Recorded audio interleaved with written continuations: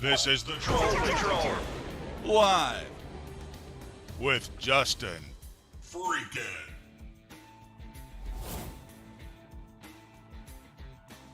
Welcome to the Troll Patrol, live! I looked over and realized that my PS5 was on, and you can't leave a PS5 on. What do you call it? The rest mode always fucks them up. Every time I leave it on, it goes into rest mode.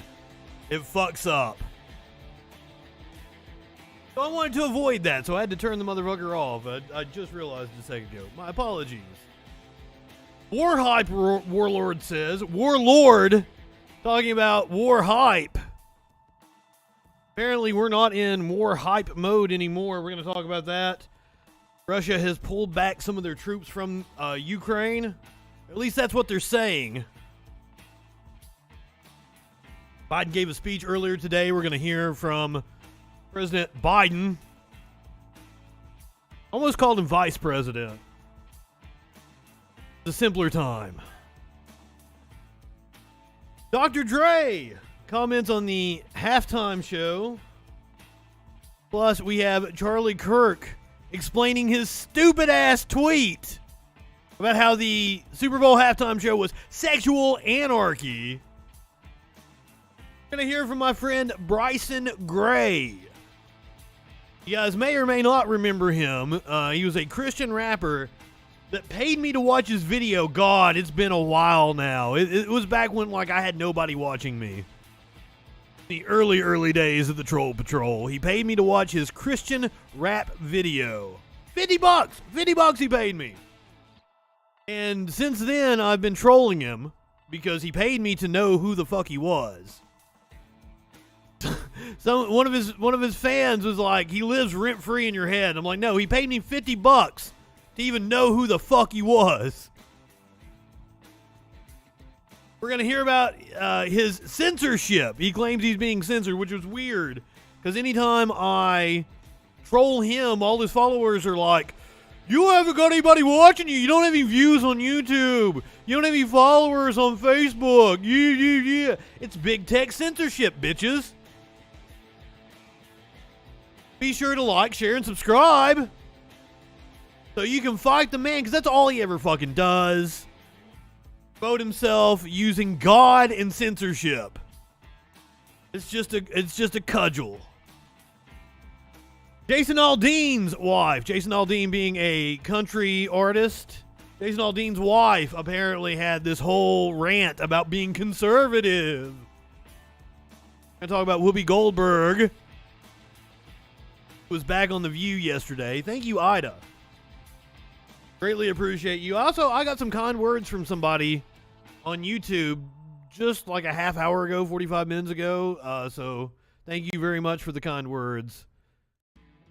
Been getting a lot of love lately, mixed in with all the hate that I usually get, because, I post all my shit in right-wing circles.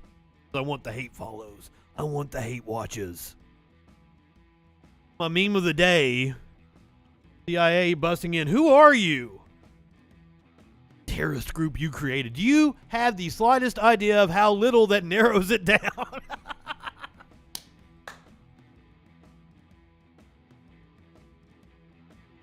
Never not take an opportunity to bash the CIA. Abolish the CIA, abolish the FBI, the NSA, the DHS, the cops, the military. We're going to talk about Spygate, as they're calling it. I didn't do a good job because, I don't watch and listen to things. I don't read stories until I read them with you guys on the air. The whole Durham filing on Friday, I didn't really have a good grasp of it last night. I'm going to do my best to really explain it tonight. We're going to get Hillary Clinton's response. Apparently she was confronted by a reporter today. We got the right-wingers are going nuts about it. But is it really just Durham stoking right-wing conspiracies? Spoiler alert, yes. But the New York Post says it's time for the Washington Post and the New York Times to give back their Pulitzers over Russian reporting. Senator Joe Manchin against a Biden nominee for the FDA. His reasoning is going to shock you, actually. And if it doesn't, I'm going to explain to you why it should shock you. We're also going to talk about companies using inflation as a reason to price gouge, how CEO pay has skyrocketed. I'm going to show you a CNBC budget graphic. They posted this a couple of months ago. It is absurd. Absolutely absurd. Because inflation is going to be a huge topic on tonight's show. But first, the ongoing conflict with Russia involving Ukraine. Ukraine-Russia tensions. Russia pulls some troops back from the border. We're reading from the BBC. The Defense Ministry said that large-scale drills continued, but that some units were returning to their bases. There's been no independent confirmation of the withdrawal, and international powers have reacted cautiously to the announcement. Now, if you'll remember, if you watched last night's show, tomorrow is the day, supposedly, that Russia is going to attack. Now, apparently, Zelensky was being coy when he said that. He was mocking reports that Russia was actually going to attack on the 16th. More than 100,000 Russian troops have massed at Ukraine's border. Russia has always denied it's planning an attack. Russia has deep cultural and historic ties to the Ukraine. With Ukraine. There's me and that the again. It has been seeking guarantees it will not join the NATO military alliance, something the bloc has refused to promise. Troops began gathering in large numbers last November, bringing increasingly dire warnings about Russia's intentions. In recent days, the U.S. warned an invasion could be imminent. Now, they've been warning an invasion could be imminent since November. Moved its embassy out of the capital, Kiev. NATO said the Russian announcement gave cause for cautious optimism, but they had not seen evidence of de-escalation on the ground. In its statement, Russia's defense ministry said it is withdrawing some of the troops conducting exercises in military districts bordering Ukraine. A number of combat training exercises, including drills, have been conducted as planned. This is according to Defense Ministry spokesperson Igor Konechkinov. I probably butchered your name. I'm sorry, Igor. Some exercises are continuing, such as a large joint Russia-Belarus drill due to end on the 20th of February. Yo, what's up, Porgo? Porgo, thank you for the kind words on YouTube. I saw that just a few minutes ago. Here is Biden's remarks earlier on the situation. About a 10-minute clip. We'll see how far we can make it into it, because you know Biden bores the fuck out of me. Good afternoon. Today I'd like to provide an update on the crisis involving Russia and Ukraine. From the beginning of this crisis, I have been absolutely clear and consistent. The United States is prepared no matter what happens. We are ready with diplomacy, to be engaged in diplomacy with Russia and our allies and partners to improve stability and security in Europe as a whole. Apparently, Putin is calling for diplomatic talks. He wants to return to the table. Which is still very much a possibility. Though all the events of the last few weeks and months, this has been our approach, and it remains our approach now. So today I want to speak to the American people about the situation on the ground, the steps we've taken, the actions we're prepared to take. The military-industrial complex is always ready to blow a bunch of money. And how this may impact on us here at home. For weeks now, together with our allies and partners, my administration has engaged in non-stop diplomacy. This weekend, I spoke again with President Putin. Spoke with Putin and Zelensky over the weekend. To keep pursuing high-level diplomacy, to reach written understandings among Russia, the United States, and the nations of Europe to address legitimate security concerns, if that's his wish. Their security concerns and ours. President Putin and I agreed that our team should continue to engage toward this end, along with our European allies and partners. Yesterday, the Russian government publicly proposed to continue the diplomacy. I agree. We should give the diplomacy every more than a little expensive. And I believe there are real ways to address our respective security concerns. The United States has put on the table concrete ideas to establish a security environment in Europe. We're proposing new arms control measures, new transparency measures, new strategic stability measures. These measures would apply to all parties, NATO and Russia alike.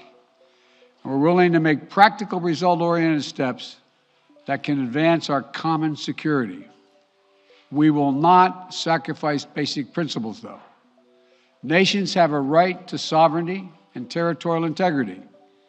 They have the freedom to set their own course. Now, he says that, but there are parts of Ukraine, I don't want to diminish this, that there are parts of Ukraine that want to be part of Russia.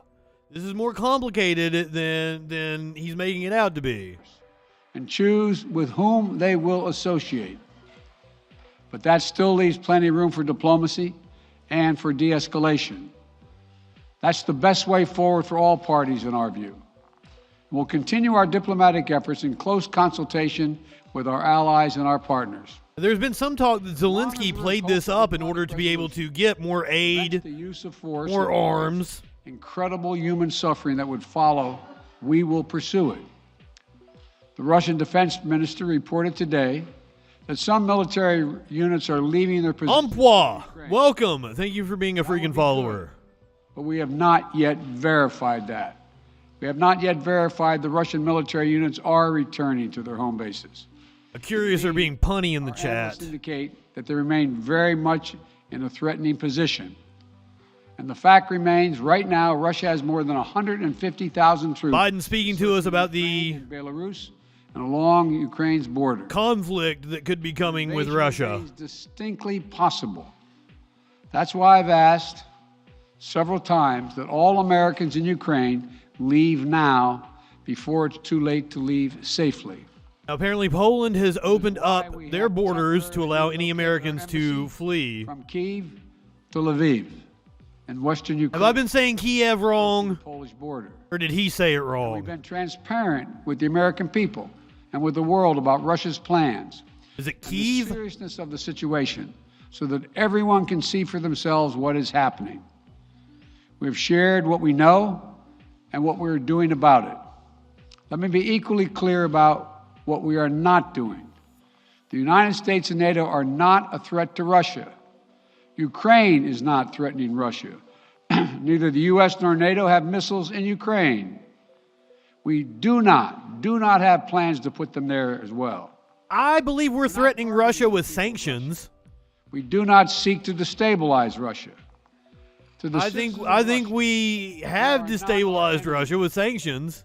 And I do not believe you want a bloody, destructive war against Ukraine, a country in a... There's nobody to root for here. The U.S. is terrible. Russians are terrible. Fuck Putin. 77 years ago, our people fought and sacrificed side by side to end the war. I don't think that this is any business of the United It was States. a war of necessity. But if that's just Russia me. attacks Ukraine, it would be a war of choice, or a war without cause or reason. I say these things not to provoke, but to speak the truth, because the truth matters. Accountability matters. If According to Russia Lizzo, doesn't truth invade in the hurts. days and weeks ahead, the human cost for Ukraine will be immense. And the strategic cost for Russia will also be immense. If Russia attacks Ukraine, it'll be met with overwhelming international condemnation. The world will not forget that Russia chose needless death and destruction. Invading Ukraine will prove to be a self-inflicted wound. And we should let that play out. Our allies and partners They're spending all their money on respond military decisively. The West is united at and the expense of the people, and we should let that play out and let them topple the Putin regime. Unified and determined as it has ever been. And the source of our unbreakable strength continues to be the power, resilience, and universal appeal of our shared democratic values. Because this is about more than just Russia and Ukraine. It's about standing for what we believe in, for the future we want for our world.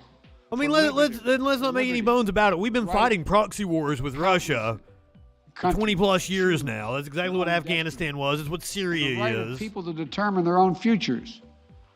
For the principle that a country can't change its neighbors' borders by force. That's our vision. And toward that end, I'm confident that vision, that freedom. I'm not sure exactly why NATO exists. If Russia proceeds, I don't know that it hasn't outlived its the world will usefulness. oppose its aggression. The United States and our allies and partners around the world are ready to impose powerful. U.S. is not the world's police. We have no business getting involved in other people's conflicts. When Russia invaded Crimea in eastern Ukraine. We were put in his presidency, like they had to switch, and he wasn't president for a while. He was whatever the other name was. I mean, technically he's a dictator, but they have a veneer of democracy in Russia. Actually, Warlord just hit me with the article about Alexei Navalny being put on trial again in Russia. I'm amazed he's even still alive. He was the opposition leader that was running against Putin, that Putin has imprisoned multiple times now. Intense pressure on their largest and most significant financial institutions and key industries. These measures are ready to go as soon and if Russia moves. Will impose long-term consequences, will undermine Russia's ability to compete economically and strategically. And when it comes to Nord Stream 2, the pipeline that would bring that is Germany, U.S. propaganda. That is like Cold War propaganda. While I will not send American servicemen to fight in Ukraine, we have supplied the Ukrainian military with equipment to help them defend themselves. We provided training and advice and intelligence for the same purpose. I think our economies are too intertwined to ever actually go into a full-on war. That's why we're fighting proxy wars all over the world against Russia. Full force of American power. An attack against one NATO country is an attack against all of us. And the United States' commitment to Article 5. Now, if you know your history, those kind of treaties didn't work out too well in World War I. Russia's buildup of troops, I've sent additional U.S. forces to bolster NATO's eastern flank. Several of our allies have also announced they'll add forces and capabilities to ensure deterrence and defense along NATO's eastern flank. We will also continue to conduct military exercises with our allies and partners to enhance defensive readiness. And if Russia invades, we'll take further steps to reinforce our presence in NATO, reassure us for our allies, and deter further aggression. To be clear, if Russia decides to invade, that would also have consequences here at home. But the American people understand that defending democracy and liberty is never without cost. We don't have a fucking democracy here in the U.S. And Democrats. And I want to thank the leaders and members. It's been slipping further and further away from us the more we try to spread democracy around the world. Basic, most bipartisan, most American principles. I will not pretend this will be painless. There could be impact on our energy prices. So we are taking active steps to alleviate the pressure on our own energy markets and offset raising prices. We're coordinating with major energy consumers and producers. We're prepared to deploy all the tools and authority at our disposal to provide relief at the gas pump. And I'll work with Congress on additional measures to help protect consumers and address the impact of prices at the pump.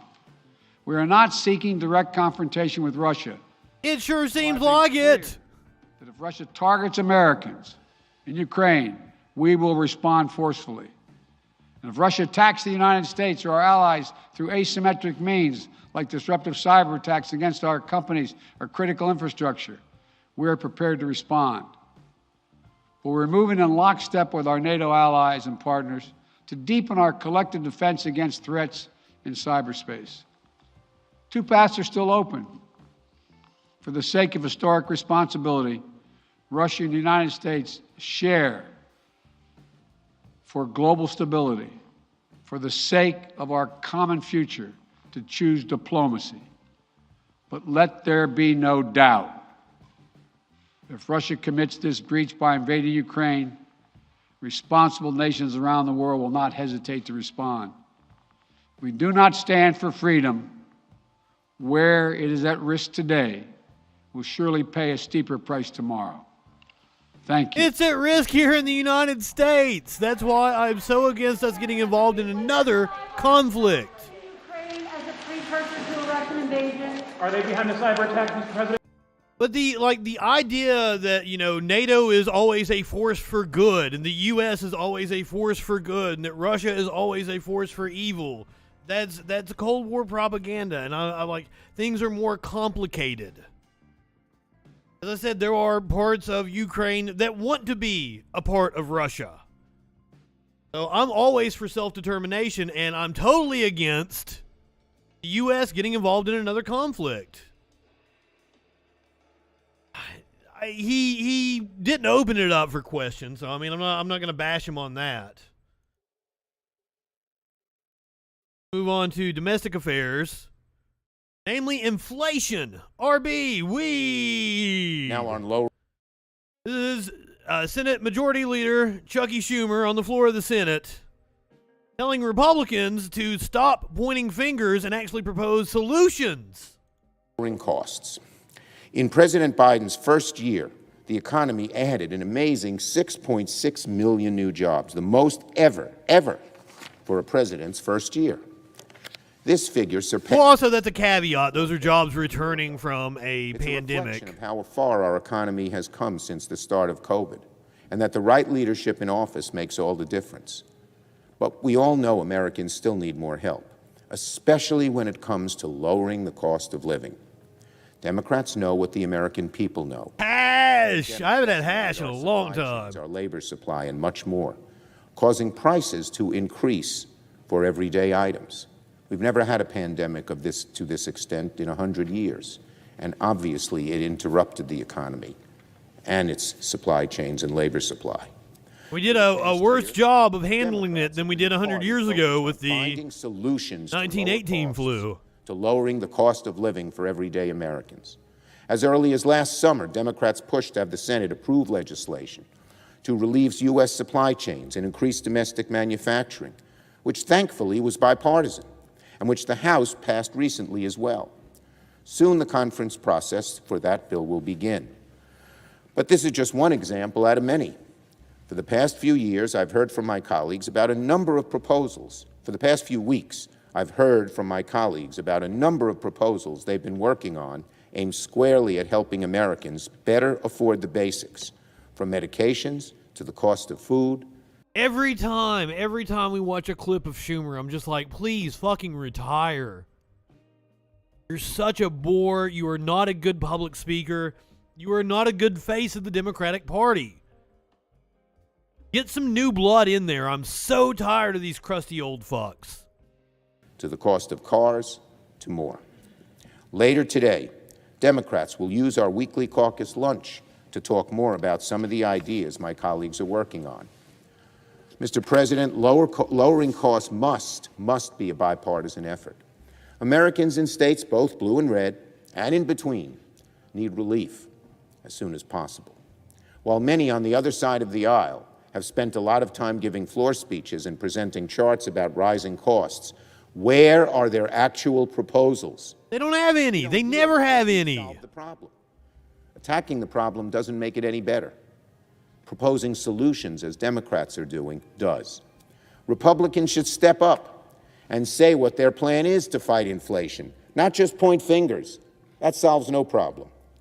Democrats will continue to propose legislation on cost cutting, and we're going to continue to focus on helping everyday Americans find relief. Some of my Democratic colleagues have already released their proposals publicly, and I'm sure many of them would welcome Republican cooperation. Instead of sitting on the sidelines, Republicans should join Democrats in our efforts to help Americans reap the full benefits of our historic recovery. Well, let's hear from Republicans, shall we? I believe this is from a press conference earlier today that they gave attacking Democrats. The Senate Minority Leader, Mitch McConnell, the turtle. The Russians, once again, and their buildup along the Ukrainian border. The one thing I can say for sure is but for the catastrophe in Afghanistan when we completely pulled up and left. As well we should have. Not a doubt in my mind not a doubt in my mind that the Russians wouldn't be on the border of Ukraine. What? What? Troops, had we not indicated to the rest of the world we were pulling the plug on Afghanistan and going home. But we are where we are. And I hope the administration is not going to wait until after an incursion. Oh, look, the turtle. To turn the screws and put some real sanctions on the Russians. At that point, arguably, it's a little too late.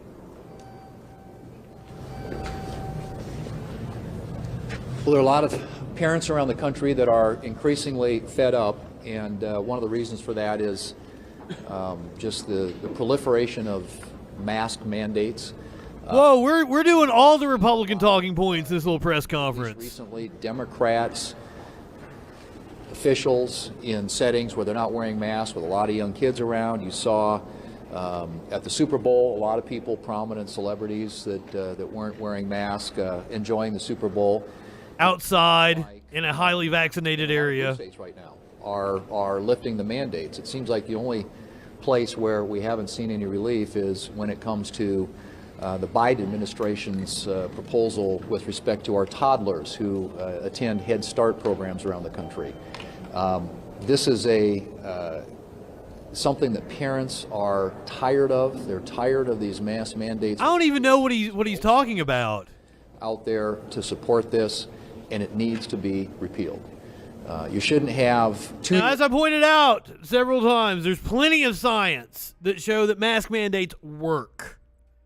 Had a dude the other day confront me like, oh, where's the scientific study showing that mask mandates work? Presented him with 5. And then he moved the goalpost to just like, oh, well, I think it should be a personal choice.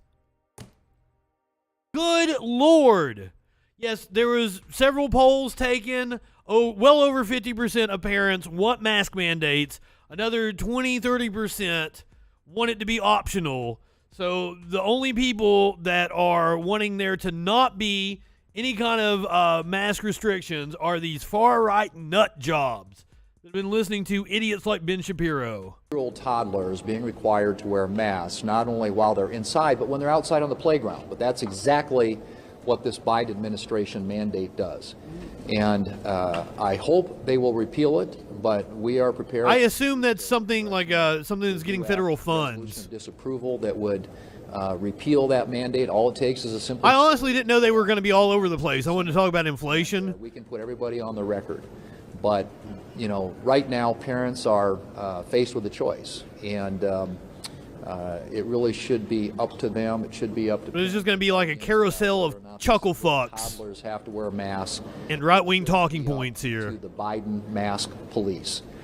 These mandates need to stop. The gazpacho police. We need to put parents back in charge of their young people, and particularly when it comes to the issue of education, where these masks have proven to be a real deterrent to young kids being able to learn at school. How? How? Well, Joe Biden is the... Do you know what is more of a deterrent to kids being able to learn at school? Schools shutting down because they have COVID outbreaks. The almost 900 children that have died as a result of COVID. I have seen no evidence that masks are harmful to children. President of high prices.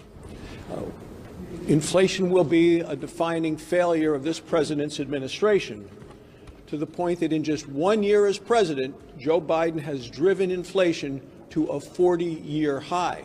The scientific fact. He's driven his own approval ratings down to a low of only 40% of Americans. And the reason we're seeing this is that people are paying the price and feeling Well, at least they're checking temperatures. When they go to the grocery store, when they go to the gas pump, they're paying $1 more a gallon now than they were when Joe Biden became president. Wages may be going up a little, but prices are going up much faster. So people can't keep up. I agree, but you don't give a shit about raising people's wages, do you? After month, since the president has been in office, people are feeling the squeeze. And who's getting hurt? Well, it's working families trying to get by. The average family in the United States has to spend $275 more each and every month now just to stay even from where they were a year ago. To the extent the presidents have an effect on the economy, it takes a couple of years. You're living in Trump's economy right now. People are having to tap. But even the inflation that we're seeing is not Trump's fault entirely. Crushing people's dreams. We can point to some tariffs. Prices are The much trade war higher with this China year. Who's did affected? drive up some prices. Well, it's people trying to get by. It's people living on a fixed income. But it's predominantly Young couples. All the pandemic and then corporations using this as an excuse to raise prices on 10 us. Americans support what the president is doing on inflation. Only 3 in 10.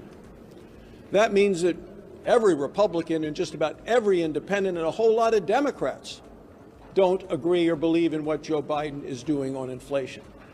So what's his solution? Well, it's more government borrowing, more government spending. That's going to make inflation worse. When people look at this president, they see somebody who is out of touch and in way over his head. Now, as I've said a million times, you don't want inflation. You don't want the government to print more money, which devalues the currency. You have to tax rich people. You can't let Elon Musk, Jeff Bezos, all the rest of the assholes hoard that much money. Because then the Fed has to print more money in order to keep the economy going. It is indeed a house of cards. And unfortunately, the American people are paying for this president's incompetence. Well, on the inflation front, the biggest driver of the inflation number, the 40-year high inflation number, is energy prices. And frankly, the energy prices are exactly reflecting what the administration and the majority in the Senate say they want to do.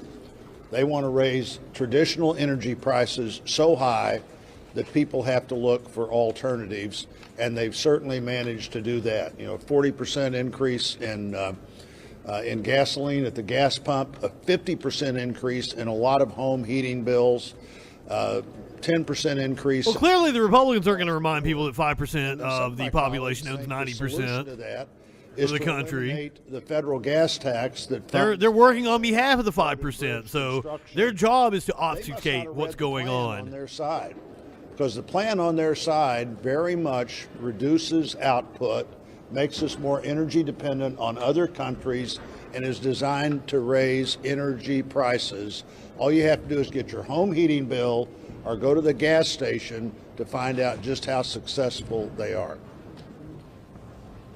The United States is one of the greatest producers of energy out there. And yet, under the Biden administration, what's your definition of greatest? Made us ever increasingly dependent upon Russia and Iran for our oil sources.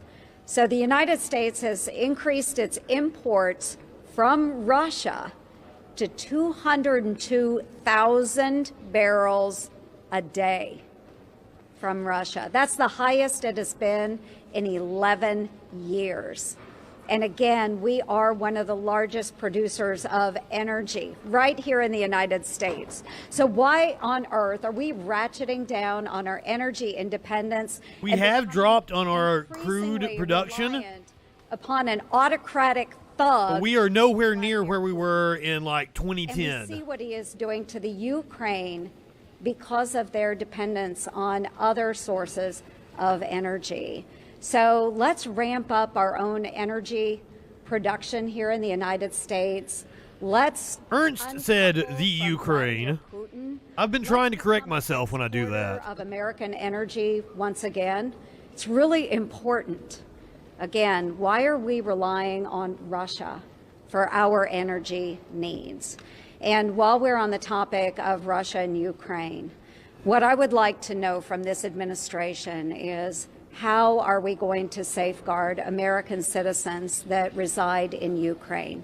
We have heard very little from the State Department, and it is their obligation to make sure that we are protecting our American citizens abroad. We heard from Blinken just the other day. Nothing about a plan to evacuate Americans. We heard from I'm National very Security concerned Advisor that we are Jake going to see Sullivan Afghanistan last night. 2.0.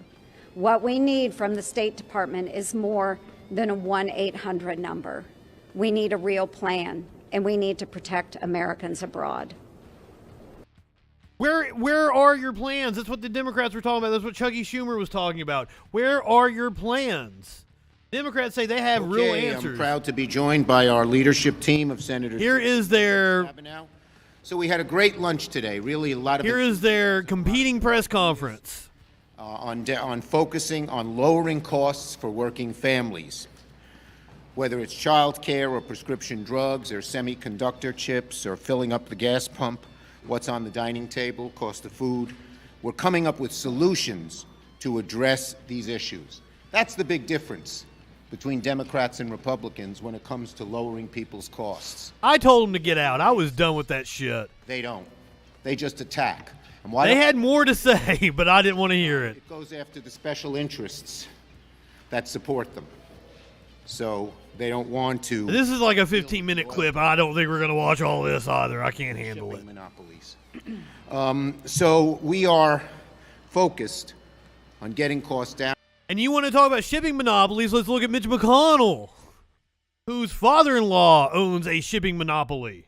And you're going to see a lot of activity in March on us, from us on that issue. Now, let's not forget, we're a very strong economy.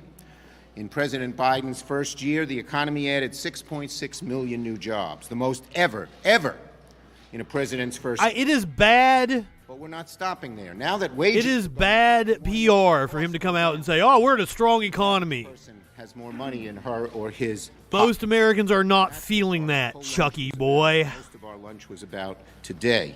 Various members came up with different ideas. Wall Street's doing all right. I believe the Dow, the NASDAQ are all up today. Not everyone will agree with each idea, but there'll be large buy-in, and you'll hear a lot about this from us as we move on.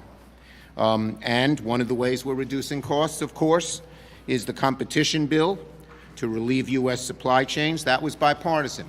And on any of these cost-saving bills, we'll welcome Republicans joining us. Let's do some. I almost said union busting. Fuck that. We need stronger unions. Let's do some. And you'll see some trust busting on these as well. Break up some monopolies. That'll help. For instance, to lower the cost of prescription drugs. We think it's an outrage that insulin should cost $600 per month rather than $35 a month. I agree.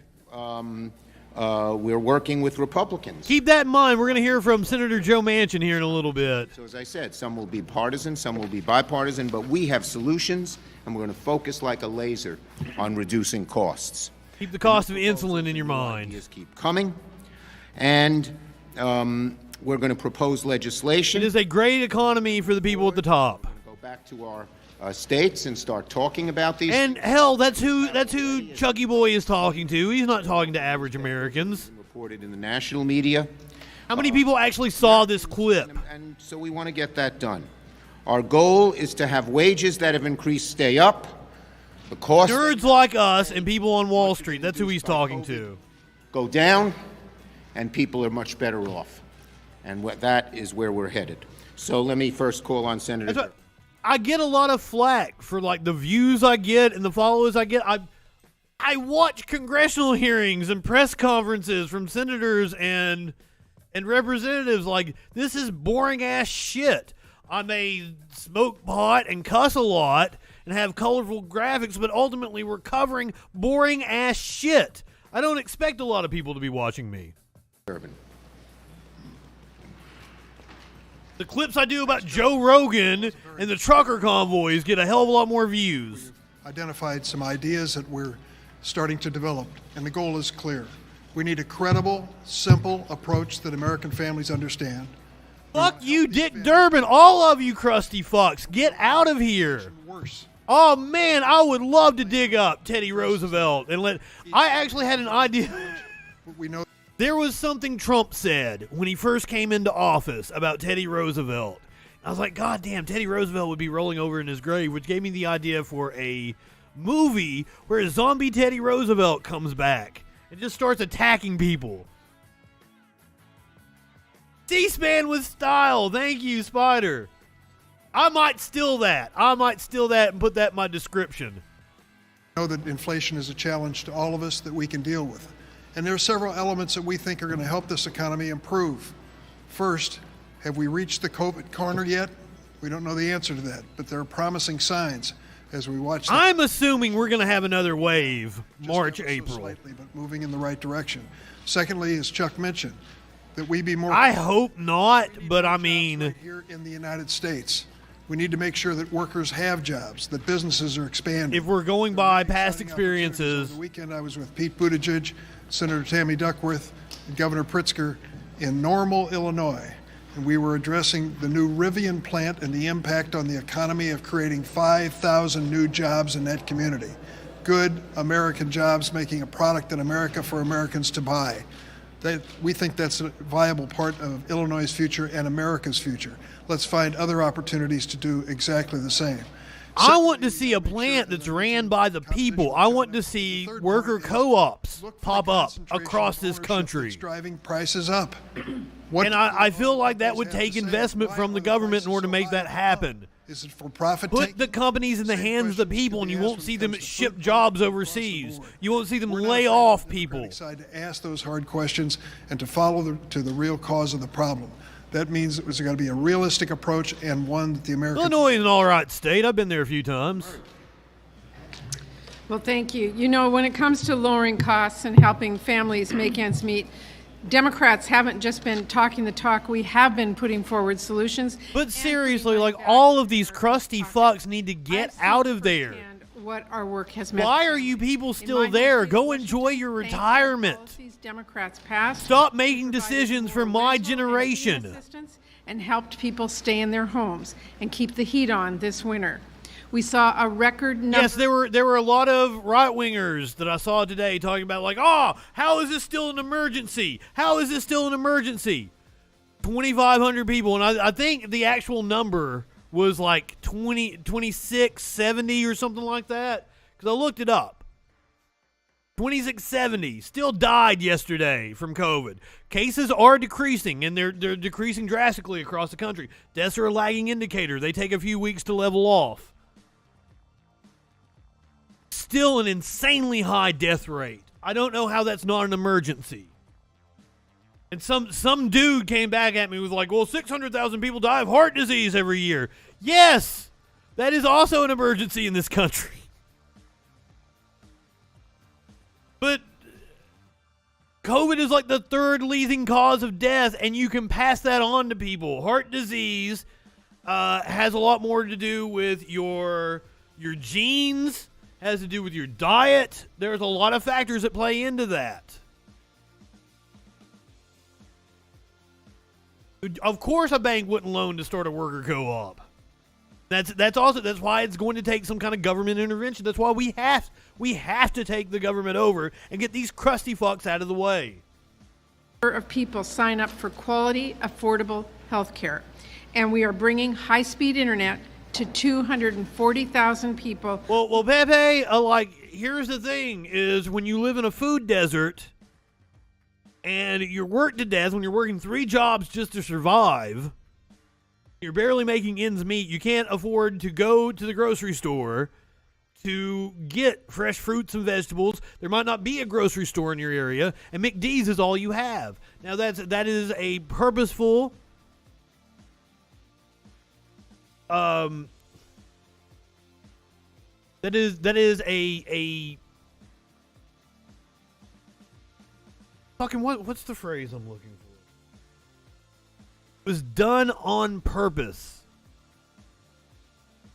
It's been part of the business interests that are entrenched in our government that have made that happen. It's just easier to go get a McChicken sandwich for $1 or $1.15, whatever the fuck it is. I don't eat at McDonald's. I will say McChicken sandwich isn't bad, though. I don't think it's actually chicken, but...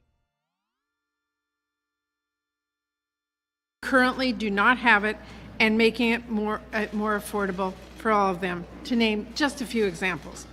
So when it comes to delivering for families, Democrats are a party focused on getting it done, with or without Republicans.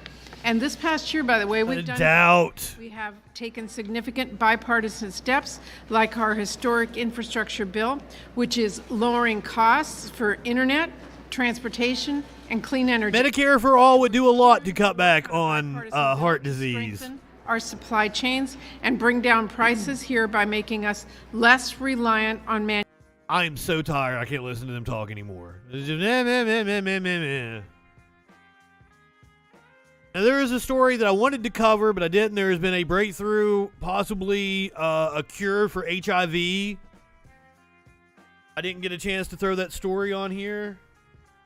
It just didn't fit in with everything else that we were going to talk about, such as, inflation. I did want to mention that. That is a awesome development.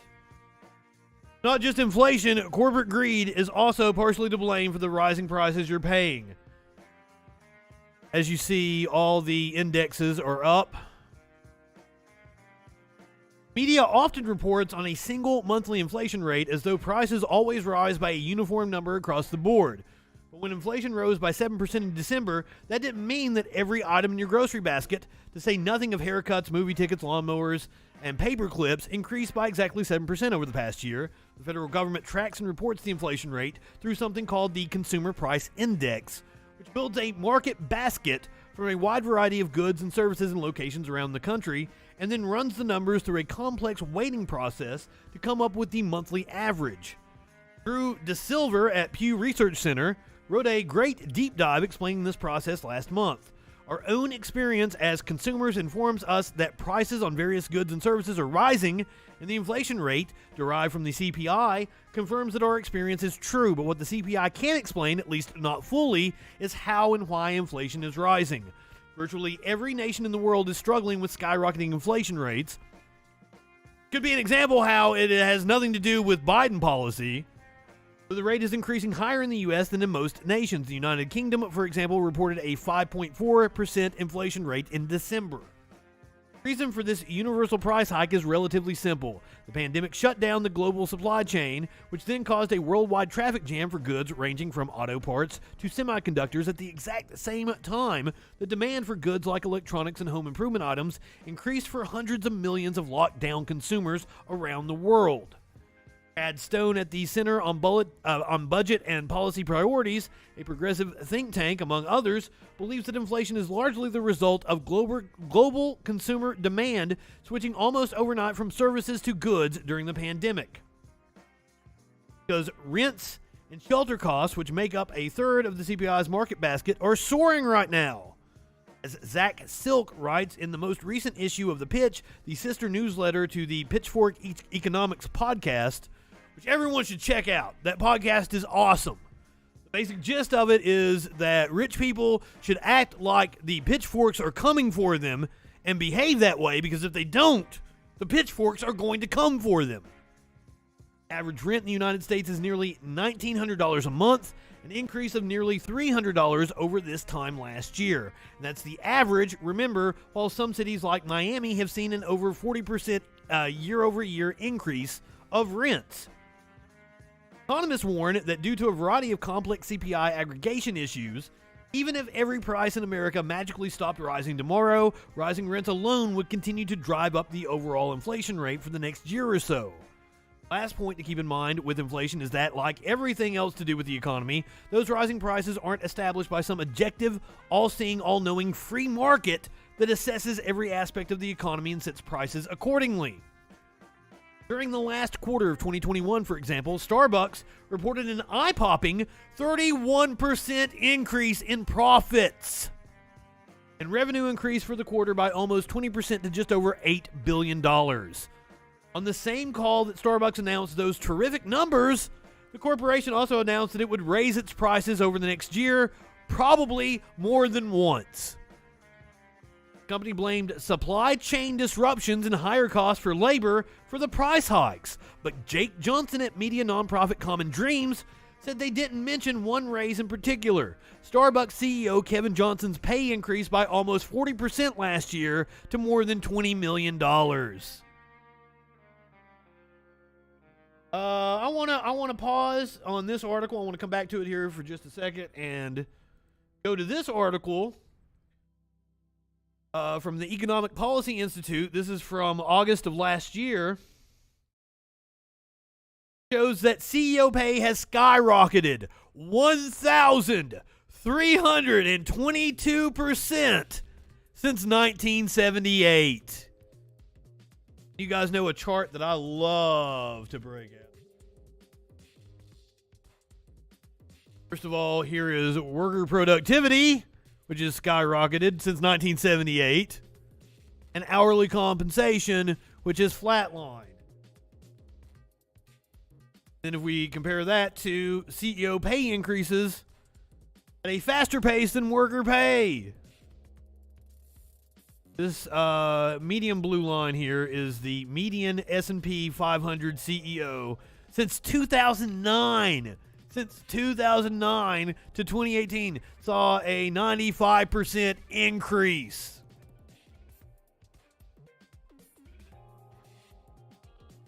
It's not just Starbucks, though. Many American corporations see inflationary panic as an opportunity to boost their profits. Now, if you share out, like, I think it was Dan Price had a tweet that he shared out about how it was, he is the CEO of a company. Shared out that CEOs being greedy was the cause of inflation. There is a fact check from API,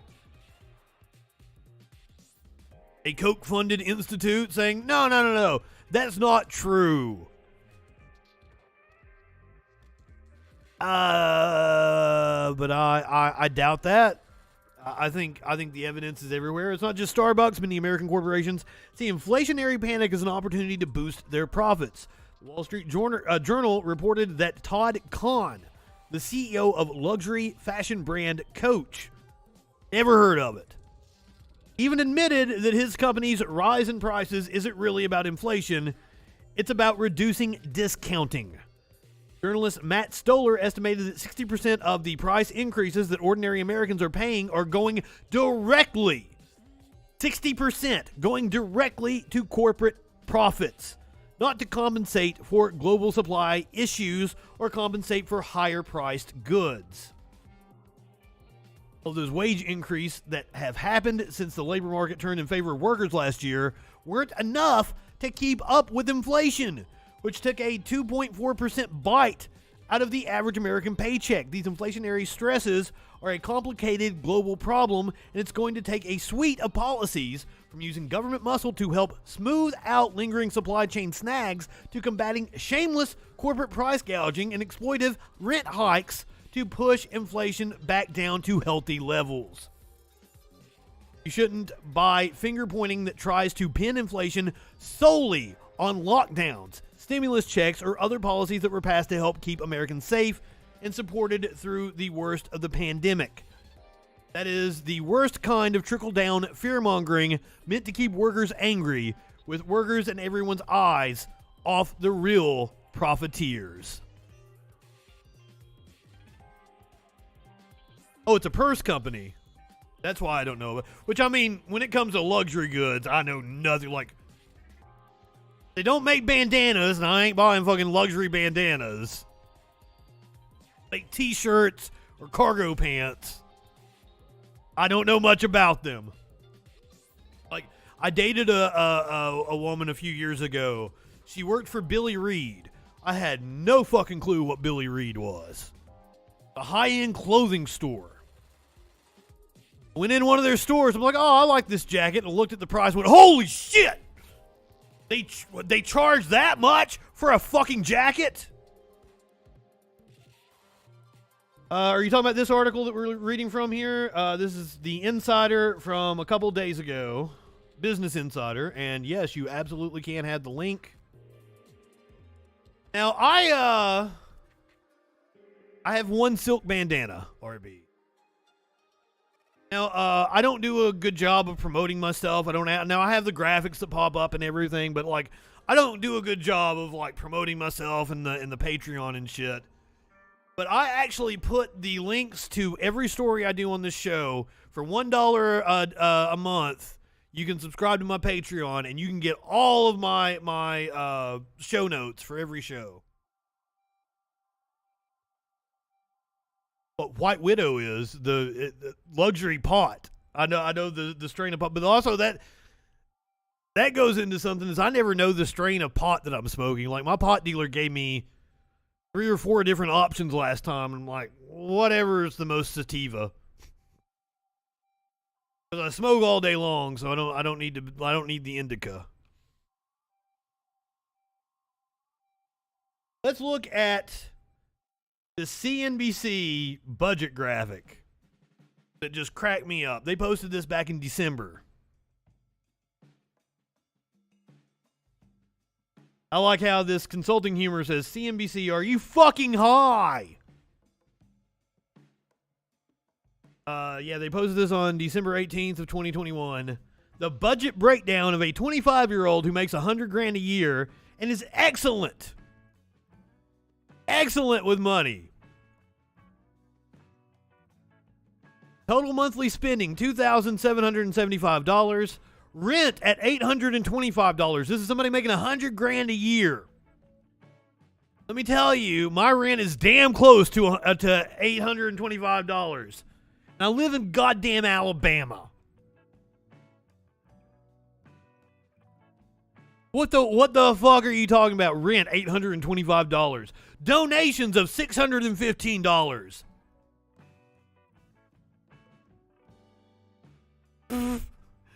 You can hire a house cleaner for $30. Now, I've never had a house cleaner. Yeah, who makes $100K, first of all? Especially that's 25 years old. Wages have been flat. Flat for millennials. That 25 years old at this point is like a Gen Z. 25-year-old who makes $100K. Internet, $20. My internet is $65 a month. Cell phone, $40. $40 is what I pay for a prepaid Boost Mobile. Or no, am I Boost Mobile? I was Virgin, now I'm Boost, yeah. Virgin got bought by Boost. $40 is what I pay for a prepaid cheap plan that I own my phone outright. $40 for a cell phone plan. Bull fucking shit. If you're on like Verizon or AT&T or something, you're paying at least $80, $90 for a cell phone. Transportation is $130. I notice they don't have car payment on here. So apparently this 25-year-old that makes $100,000 is taking the bus or we don't have public transit in this country, first of all. But like, you're gonna be like, the last car I had was like the cheapest you could fucking lease, and my car payment a month was like $300. So the idea that you're paying $130 for transportation in a month is bullshit. Utilities, $195. My electric bill last month was like $120, $130. And I've seen people be like, my buddy had a $900 electric bill for last month. Get the fuck out of here. Utilities, $195. Yeah, what internet and cell phone company do they use? Please, hook us up. Dining out, $250. Health insurance, $270. Me, on the marketplace, subsidized the Obamacare plans. It was like $600 a month. There's that health insurance, $270. Bullshit. Groceries, $400. I'm a single person cooking for myself most of the time. I spend more than $400 on groceries. Well, that's what I like. You say Wyoming, but like, I live in one of the cheapest areas in the country. That's why I was comparing it to the shit that I pay. I literally live in one of the cheapest cities to live in this country.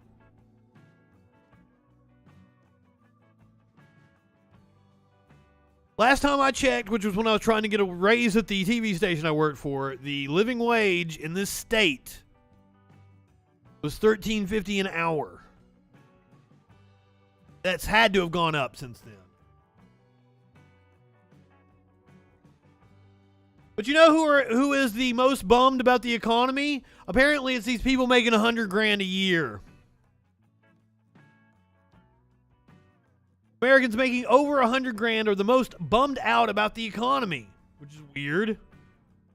Wealthy Americans were far better equipped to weather the pandemic recession, yet they're now the gloomiest as the economy continues to rebound. While the latest data shows the U.S. squarely on the mend, Americans aren't feeling great about the recovery.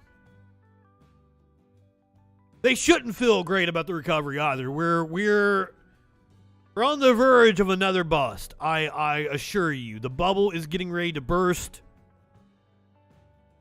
As I explained to somebody the other day, fucking tech companies are being overvalued based on shit they aren't actually producing. Uber isn't worth what they say they're worth because they were expecting to have self-driving cars by now. Tesla isn't worth what it's actually worth. And I got a lot of shit to say about Elon Musk and his fucking apparently butchering some monkeys and shit. We might get into that tomorrow night. I didn't feel like doing it tonight. Tesla isn't worth what it says it's worth. SpaceX isn't worth what it says it's worth.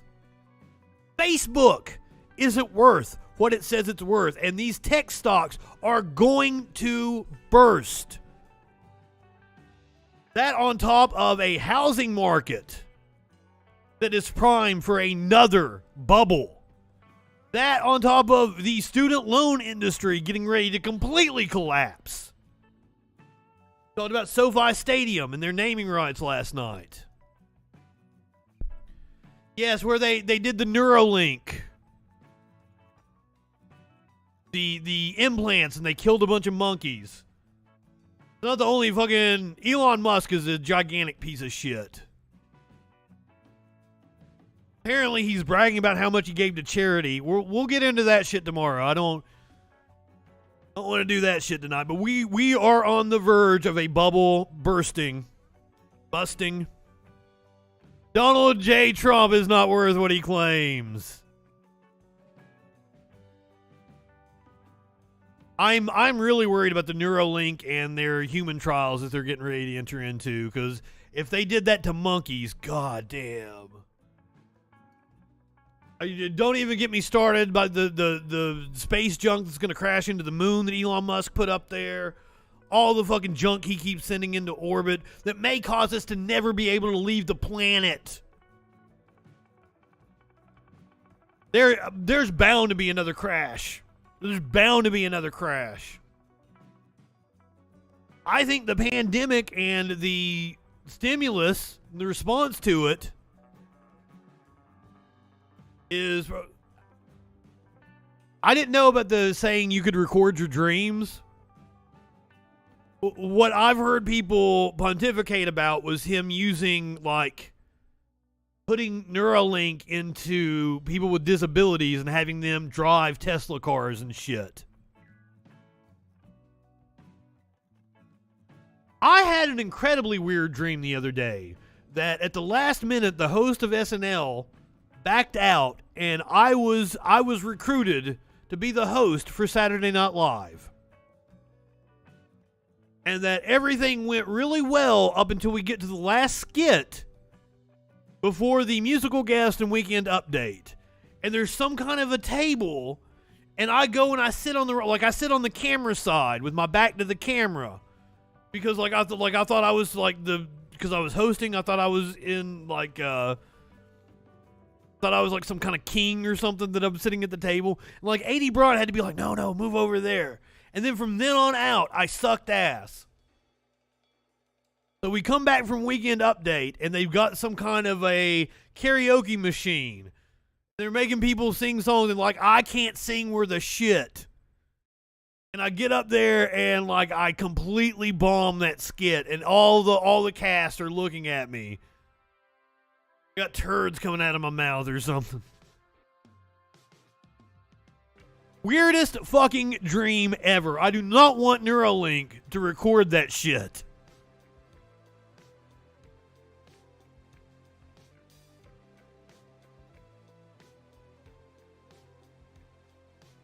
Sounds horrible. But now, we're going to get to a point where we are going to be able to upload our minds to a server. The Singularity. Oh, well, thank you, RB. Maybe one day, if I become, well known enough as a comedian, I can host SNL. But like they kind of go with more, big name celebrities. I prefer when they've got comedians hosting. And let's face it, my comedy only appeals to about 30-40% of the audience anywhere I go. Like I have no illusions of grandeur about who I appeal to and who my audience is. When I go to a comedy club, if 30-40% of the people are laughing at me, I feel good about it.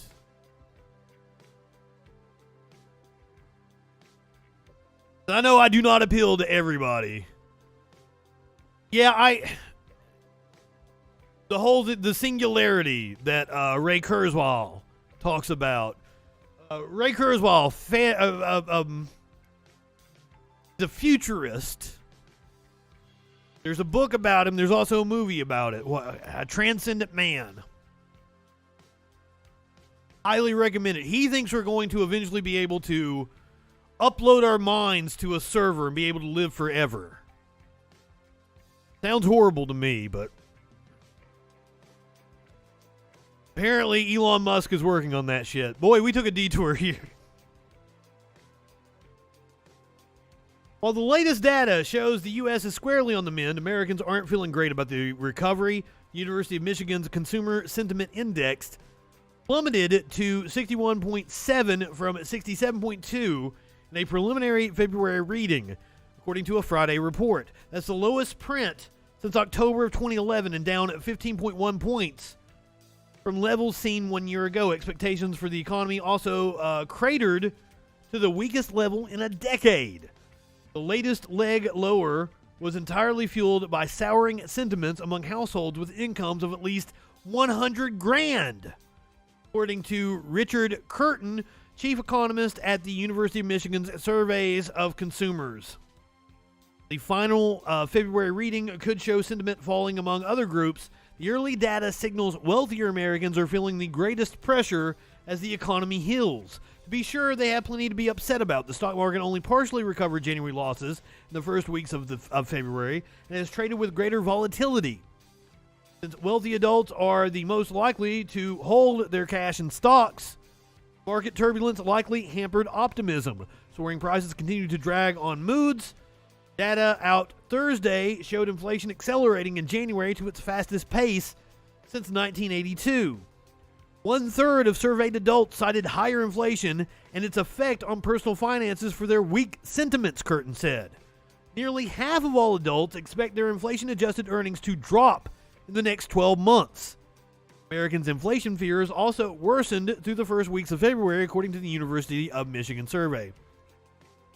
Now, I want to point out that it could have something to do with right-wing propaganda non-stop talking about inflation. Not that it's not an issue that we need to be dealing with. Building confidence in government also knocked sentiments. Inadequate economic policy was mentioned by 51% of surveyed adults, according to the report, marking the largest share since 2014. Pessimism toward government policy has plagued sentiments since late 2021, when it became clear the Build Back Better plan lacked a path forward, with Senator Joe Manchin and GOP senators still opposing the social spending package. It's unlikely the Biden administration approves major economic policy in the near term. I don't know that the Biden administration gets fucking anything done. He seems to be a lame duck president at this moment in time. Possible that they're looking forward to losing the House in the fall, just so they've got a scapegoat to blame it on.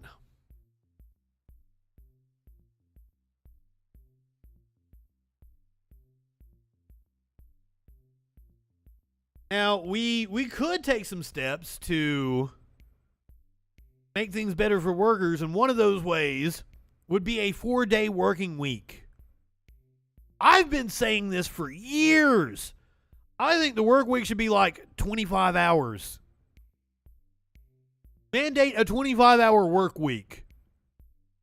It drives up the cost of labor.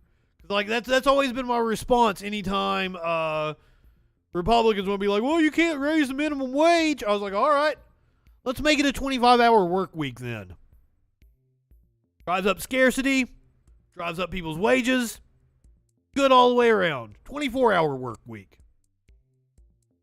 And it's having positive impacts in places that are trying it. 4-day working week makes us more productive. Reading from the BBC here. IG04 is a digital insurance business based in Peterborough, and all of its employees now work 4 days a week rather than the standard 5. The company asked staff to work an additional hour each working day to receive an extra day off with no change in salary. Chief Executive Matt Munro says the pandemic alerted more people to the possibilities of flexible working. Going back to old ways of working isn't right, he says. We recognized we had the opportunity to take the positives from our COVID experience and create a new working environment that would make a genuine difference in people's well-being. Absolutely productivity would go up. By giving everyone that day off where they can have me time and then come back rested, we think we will get more out of them and improve work-life balance.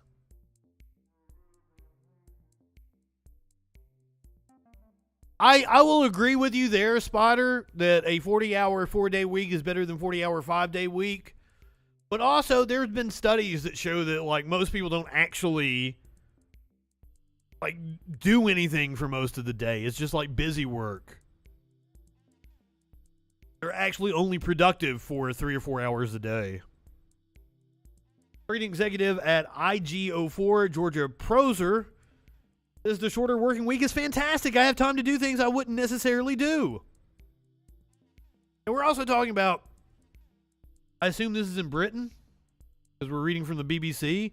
We're also talking about people that have far more vacation days, sick days, a better social safety net than we have here in the U.S.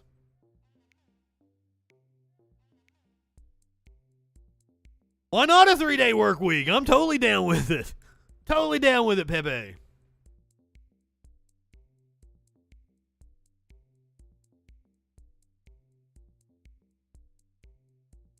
But this is like they've done studies, I believe in Sweden.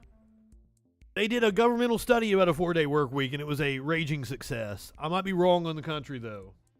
But it might have been Switzerland. One of those Nordic countries, possibly starts with an S.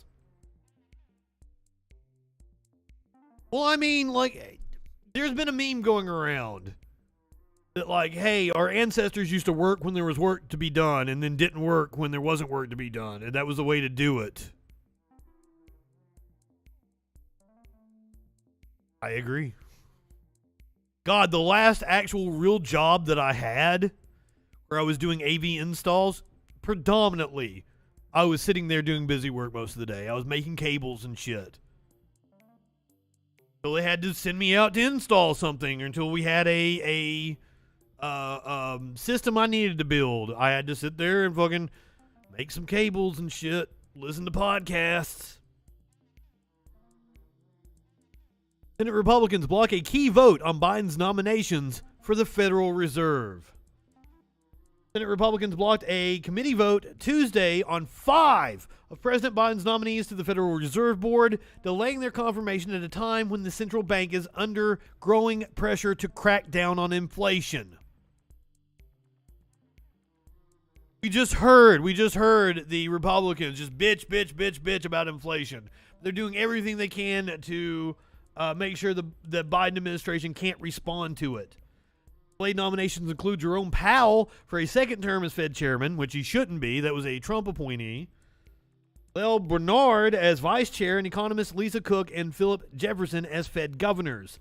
The stalling tactic was aimed at a 5th nominee, Sarah Bloom Raskin, who is Biden's pick to be the Fed's top banking regulator. I believe they sank the last banking regulator that Biden tried to appoint to the Fed. That was the woman that they accused of being a communist because she grew up in Russia and defected. Raskin has drawn opposition from Republicans for arguing that financial regulators should consider the risks posed by climate change. Need to get these crusty fucks out of there. GOP senators also say they want more answers about Raskin's work with a Colorado fintech company. By boycotting a meeting of the Senate Banking Committee on Tuesday, Republicans prevented the panel from holding a vote, at least for now. Remember, they have a power-sharing agreement. This is going to come into play when we get to the Supreme Court nominee. All of the committees are 50-50. So this is going to be the tactic that they're going to use to block Biden's Supreme Court pick. I almost guarantee that Biden is not going to get his Supreme Court nominee because they're not going to let it out of committee. So in order to be able to get the vote out of committee, they're going to need to change the rules on the filibuster for the whole Senate, and Manchin won't do that. You're fucked. Instead of showing up to work to do their jobs, Republicans have walked out on the American people, said Senator Sherrod Brown, a Democrat from Ohio who is one of the best senators we have. He is the committee's chairman. At this pivotal moment in our economy's history, everyone understands we need a full Federal Reserve Board. Brown defended Raskin, who won Senate confirmation from a previous term on the Fed board, as well as a top post in the Treasury Department. She is married to Representative Jamie Raskin.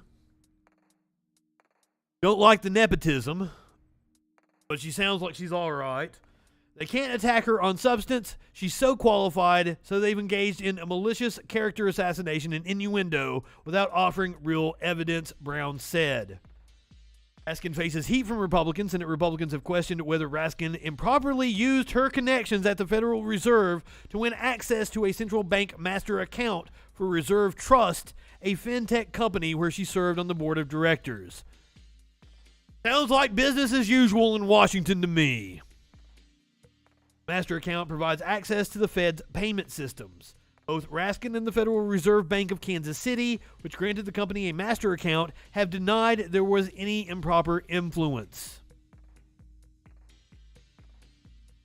I thought I had a Republican speaking on it, but I didn't. So we'll hear from Senator Pat Toomey here, a Republican from Pennsylvania. The top Republican on the Banking Committee said he and his colleagues were prepared to vote Tuesday on the other 4 nominees. Until basic questions have been adequately addressed, I do not think the committee should proceed with a vote on Ms. Raskin.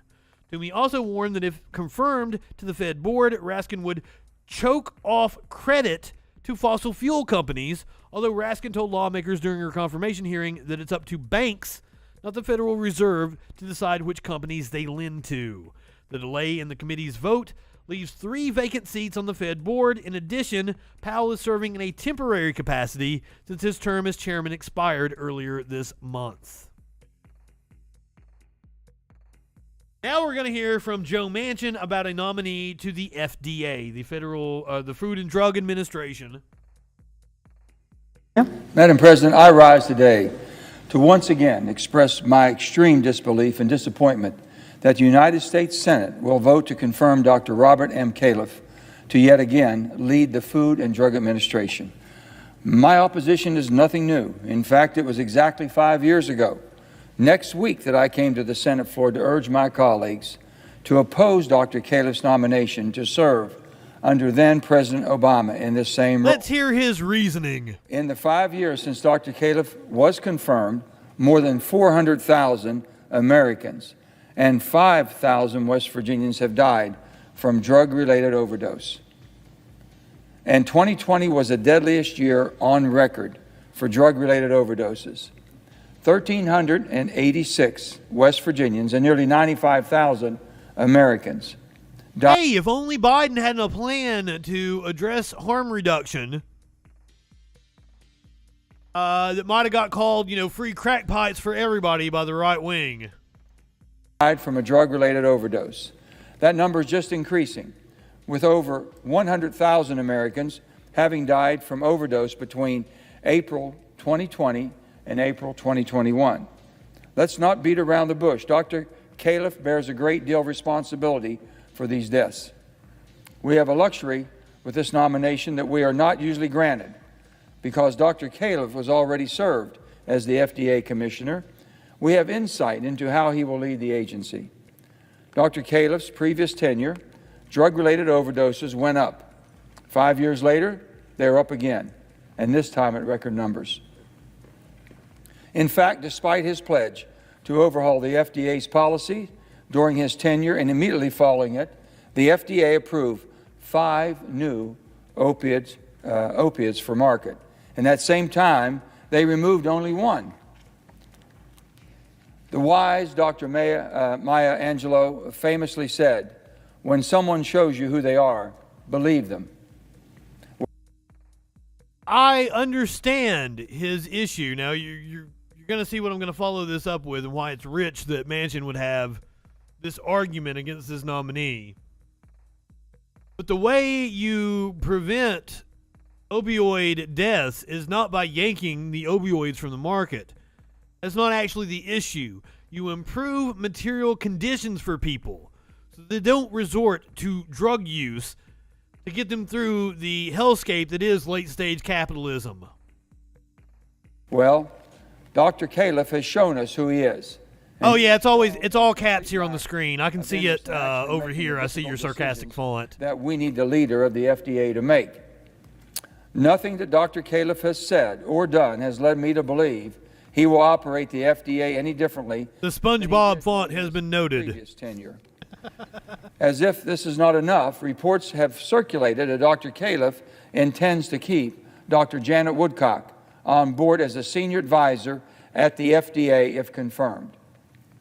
Dr. Woodcock bears more responsibility for the opioid epidemic in our country than any other person at the FDA because of her oversight role and the approval of every single one of the opiates that went on to ravish communities like ours in West Virginia.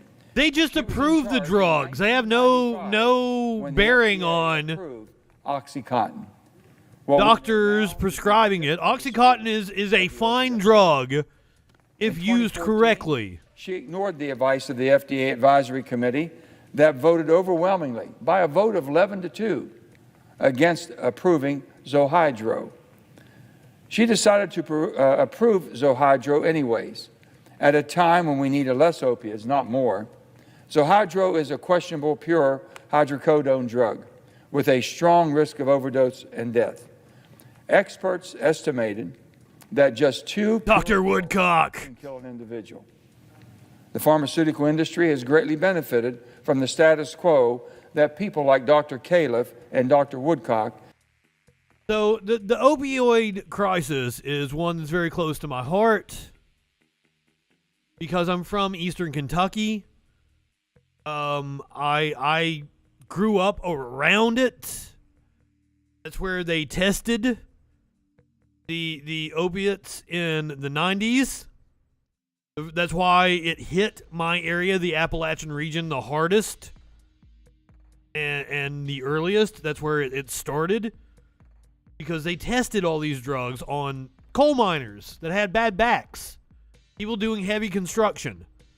Like my father. My father was hooked on opiates for like his entire adult life because he had a bad back.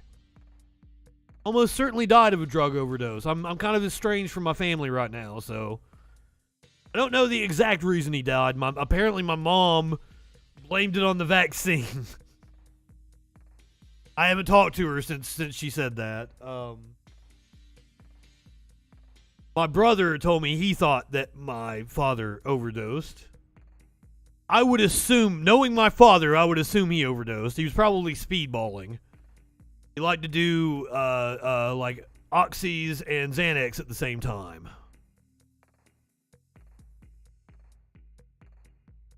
The problem was doctors overprescribing it because pharmaceutical companies told the doctors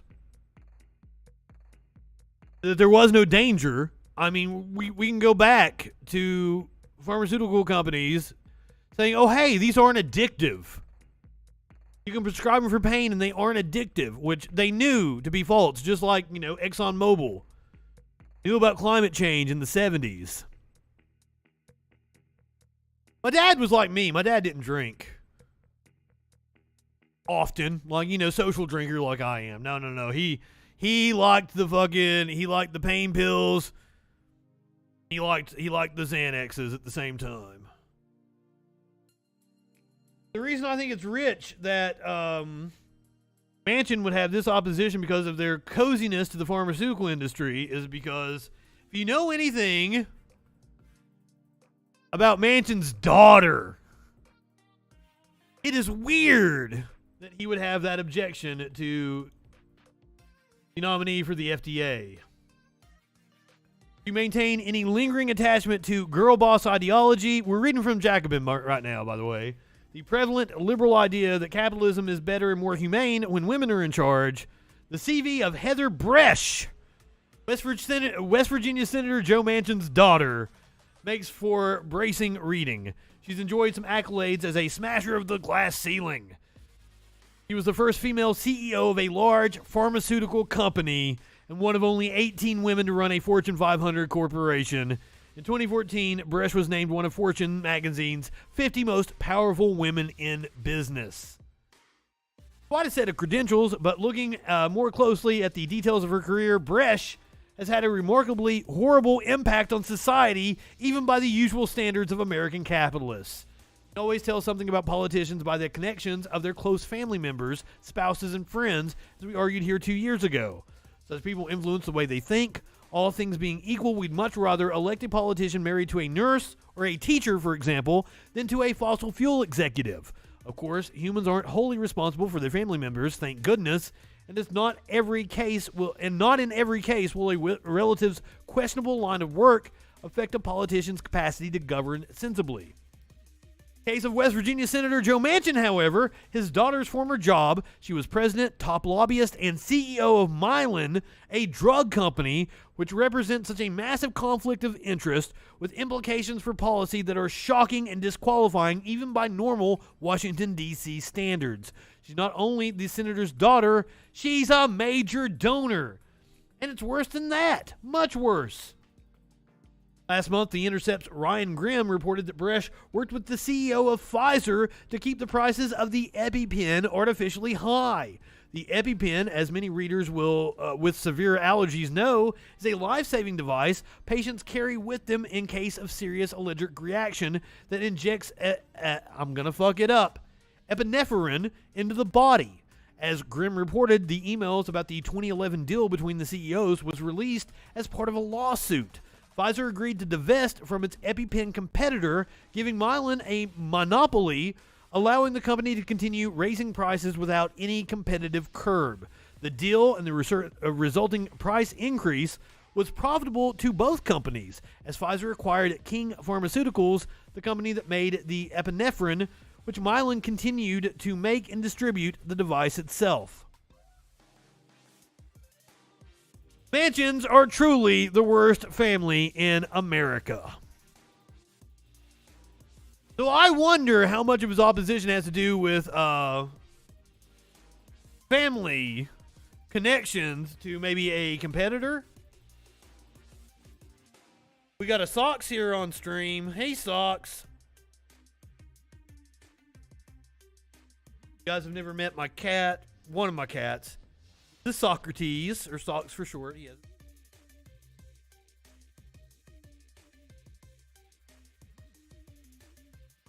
Been up in my business all day. I fucked my camera up. I made tuna for lunch, dude, and I even put the water on the tuna in your food. You can't be hungry. You can't be hungry right now. Usually why he gets up here in my shit, because he's hungry and he wants me to feed him. But you know what? I filled your bowl up before I started the show. He's the sweetest cat.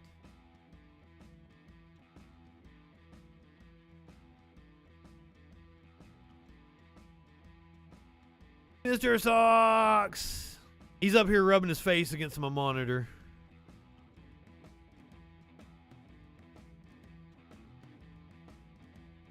He really is the sweetest cat, but like he would not lay with me in bed this morning. I got up and got him and took him to bed with me twice, and he wouldn't lay down and chill. Would you, buddy? Smokey will sleep with me, but he'll kick me in the face most of the time. Thank you, Porgo. I've never actually showed off the setup from like this.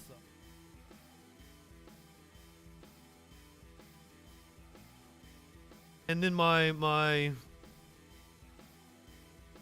TV over there is connected. There's Sparkle's microphone for the Freak Show.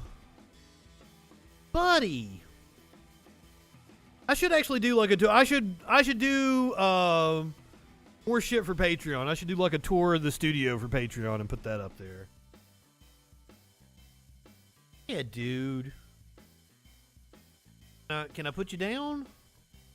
I'm in my way right now.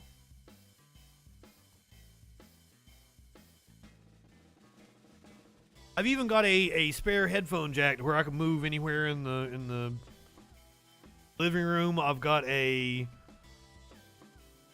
lav mic.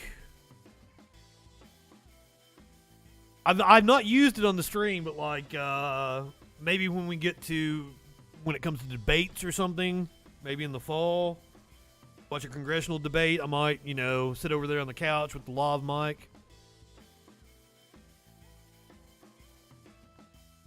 Stories of my bandanas. I don't have the bandanas aren't special to me. I should have a pet cam. I gave my spare camera to Sparkles, but she got her a new one. So I actually have my spare camera back. I should probably put that up somewhere. The other day I was asked about my bandanas and I didn't get into it. But the reason why I wear bandanas actually goes back to when I was in college. And anytime I was filming something and I was a videographer, I would wear the bandanas to keep the hair out of my face and the sweat from dripping down from my forehead into the viewfinder. It always, like I hate missing a shot or something, fucking sweat dripping down into the viewfinder and then I have to wipe it out. Yeah, I have a wireless mic. We broke it out one time. Sparkles went to the bathroom and she wore the lav mic in there. That was fun. She talked to us while she was in there in the bathroom. But I wore the bandana to keep the hair and the sweat out of my eyes. And then when I started doing stand-up comedy, I sweat profusely. So I get up there and I yell just like I yell here. So I sweat profusely. I started wearing the bandana to also stop the sweat from getting in my eyes while I was on stage. And just the balder and balder I kept getting. I was like, I'll cover it up with the bandana. Because I'm a pirate. Arg.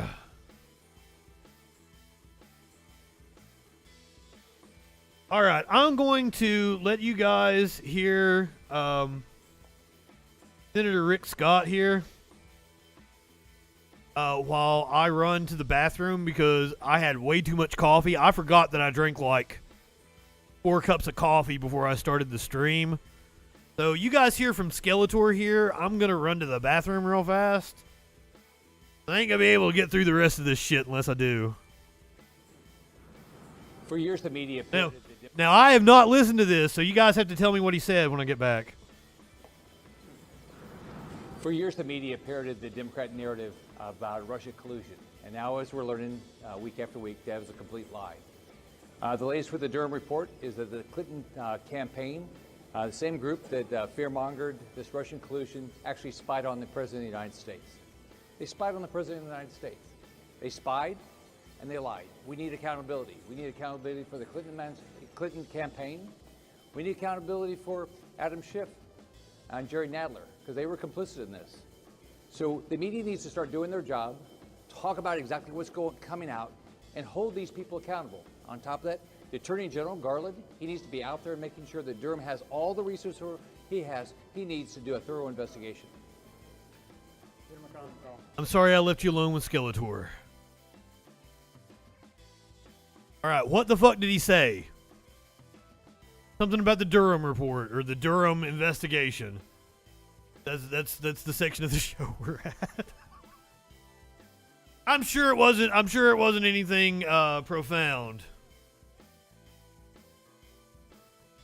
Yes, I do not know, after all that shit about him scamming Medicare, how he was able to win election to the Senate.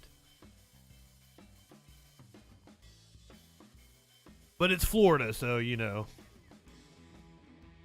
Here is Hillary Clinton being confronted by a reporter about the accusations.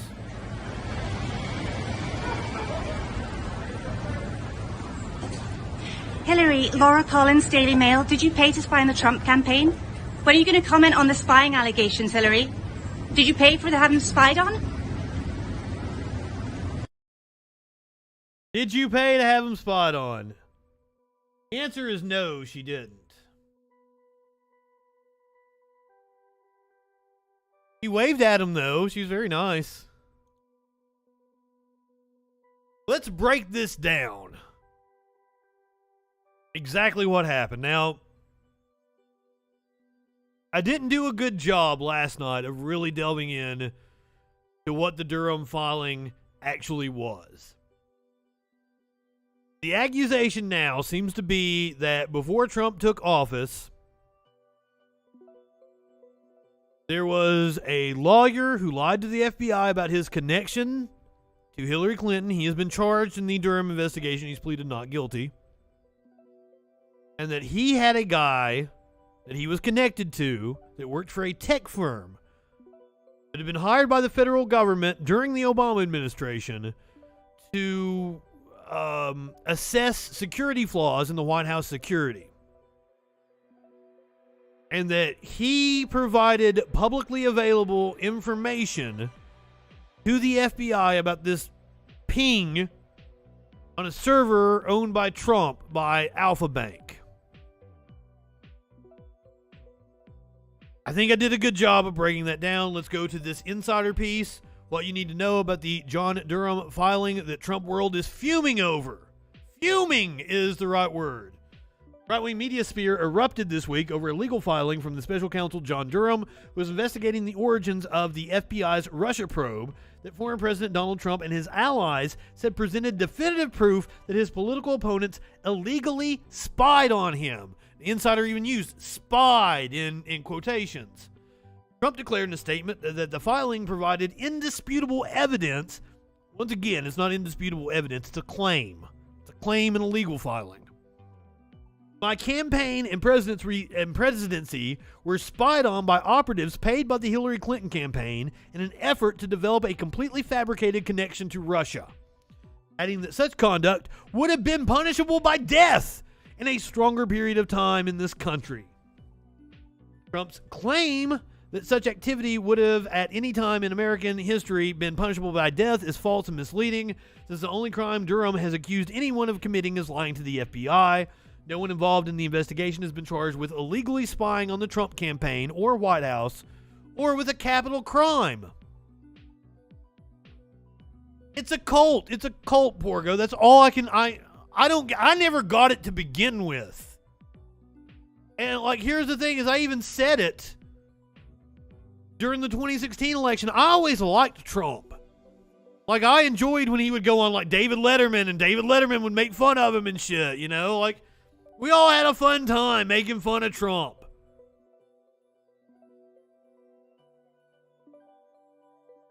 But like, anybody that from the get-go decided to support that clown is stupid, is a complete fucking moron. But you know, hey, right-wingers are morons.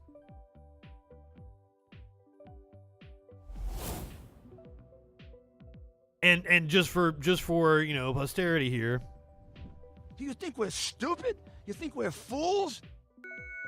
Well, apparently, with the Home Alone, with this cameo in Home Alone 2, wasn't it because like they filmed inside his hotel and he requested that he have a cameo in the movie? Like, he was known to do that if you filmed on his property or some shit, if I'm not mistaken. I might be. Brains like Swiss cheese. Filing contains almost no new information. It was an indictment, meaning that no new criminal conduct was alleged. Instead, it relates to a conflict of interest matter in Durham's ongoing case against Sussman, worked at a law firm, Perkins Co., which represents the Democratic National Committee. Sussman was charged last year with lying to the FBI while trying to get it to investigate an allegation that the Trump campaign used a secret email server to communicate with Russia's Alpha Bank during the 2016 campaign. FBI has not uncovered any evidence of such a connection. Durham's Friday filing said there's a potential conflict because the law firm representing Sussman, Latham Watkins, previously represented Perkins Coie and the lawyer Mark Elias, who testified before Durham's grand jury. It also details a February 2017 meeting in which Sussman flagged to the CIA that internet data he had obtained suggested someone using a Russian-made smartphone was connecting to White House and Trump Tower networks. New York Times reported on this meeting last year. Filing says Sussman got the data from an unnamed technology executive who Durham said exploited DNS traffic to gauge if there was a link between the Trump campaign and Russian operatives during the 2016 election. Multiple media outlets have reported that the executive is Rodney Joffe, who works at the American tech company Newstar. Durham's filing said some of the internet data that was mined was connected to 2 Trump buildings in New York City, the executive office of the president, and an unrelated Michigan hospital company that had also interacted with the Trump server. Added that Joffe had access to this data because his employer had a set of dedicated servers for the White House as part of a sensitive arrangement in which it provided DNS resolution services to the White House. Yes, Biff was 100% based on Donald Trump in the Back to the Future movie. Yes, Obama shouldn't have made fun of him at that dinner. Oh my God. Like, he had flirted with running for president since the 80s. But apparently it was the correspondence dinner in what? 2011, 2012? I don't even remember the year it was. Where Obama made fun of him. And they were funny jokes, too.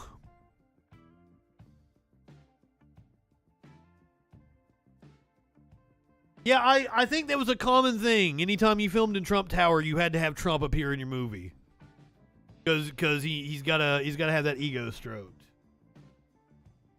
As Durham pointed out in the filing, these DNS lookups started as early as 2014, when Barack Obama was in office, and continued until early 2017.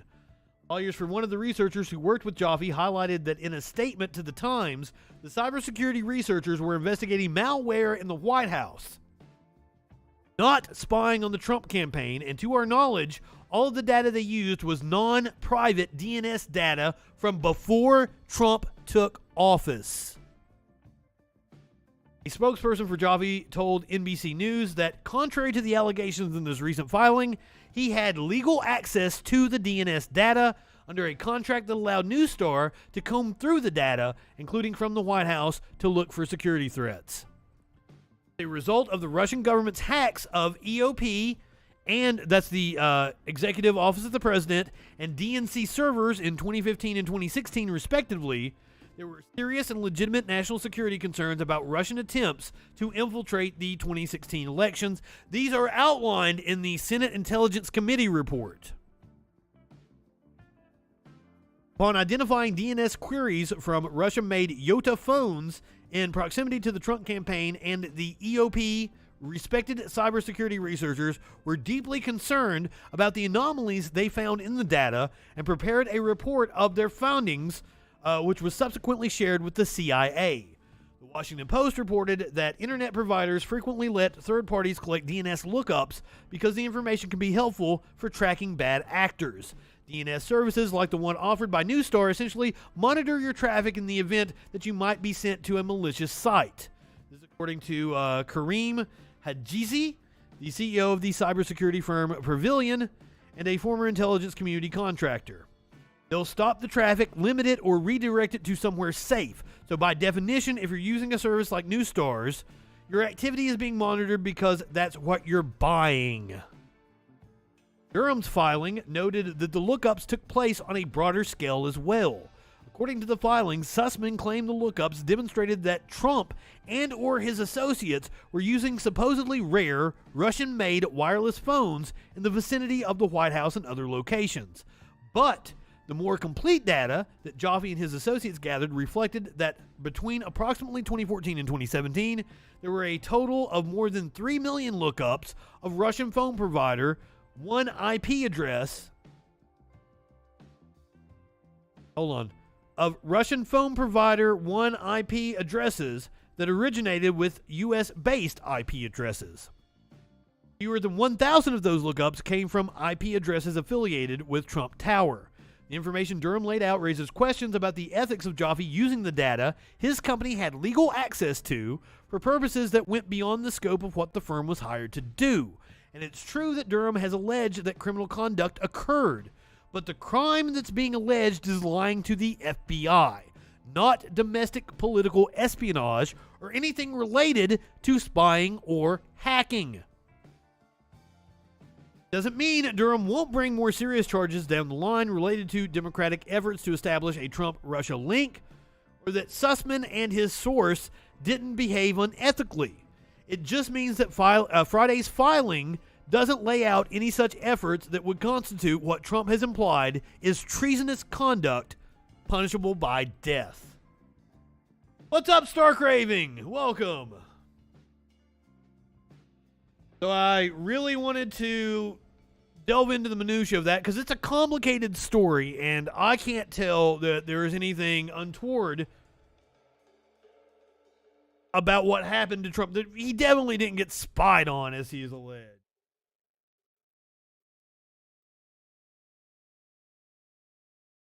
But publications like the New York Post are alleging that the Washington Post and the New York Times need to hand back their Pulitzers for Russia-Trump reporting.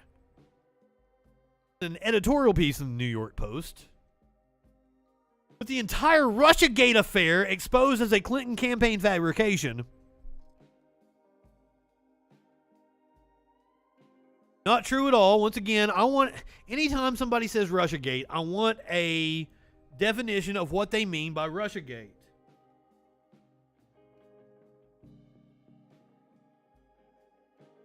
Because the Senate Intelligence Committee report definitely says there were links between the Trump campaign and Russia. Yes, the New York Post is a very questionable source owned by Rupert Murdoch. It's clear, it's the clear duty of the Washington Post and the New York Times to give back the Pulitzers they won for reporting the fake news. Reporting on allegations is not fake news.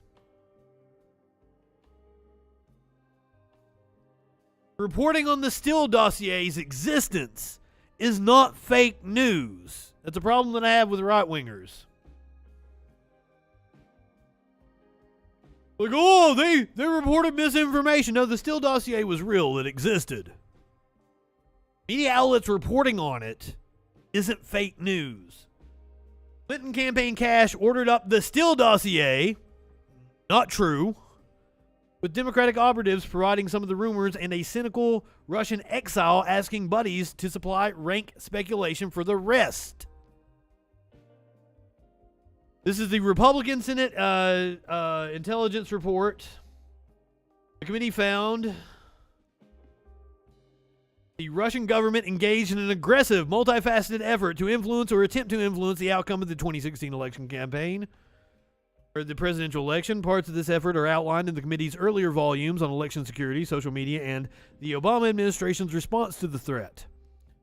The fifth and final volume focuses on the counterintelligence threat, outlining a wide range of Russian efforts to influence the Trump campaign in the 2016 election.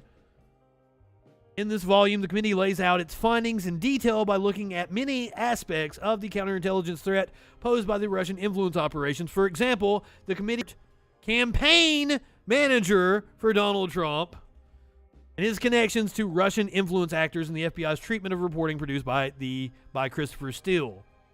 While the committee does not describe the final result as a complete picture, this volume provides the most comprehensive description to date of Russia's activities and the threat they posed. This is far more damning than the Mueller report. I highly recommend people go and read up on this, including Paul Manafort's connections to Russia and Ukraine.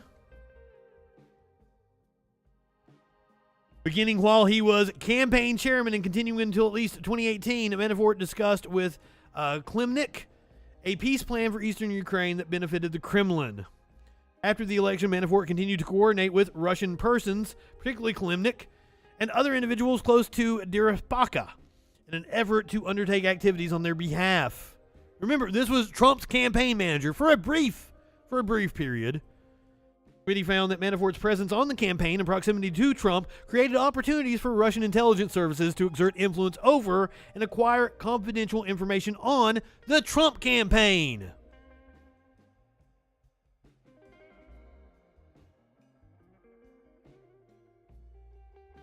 I usually go about two and a half hours, sometimes longer. I've still got a few more things to talk about. People actually ask me to go longer. Streamers on Twitch tend to go like 5, 6, 7, 8 hours at a time. I do a lot of prep work for the show, so it's hard to go that long, but I've been on stream when we've been doing presidential debates, committee hearings and shit. I don't have much to partake on Stark Raving, so I'm saving it for after the show. Otherwise, I'd smoke up. Other Clintonites actually hacked Trump's computers. Not true. Not true. Not true. This is a false claim. Including White House ones after he took office to create another smear, as special counsel John Durham's latest filing revealed. Not true.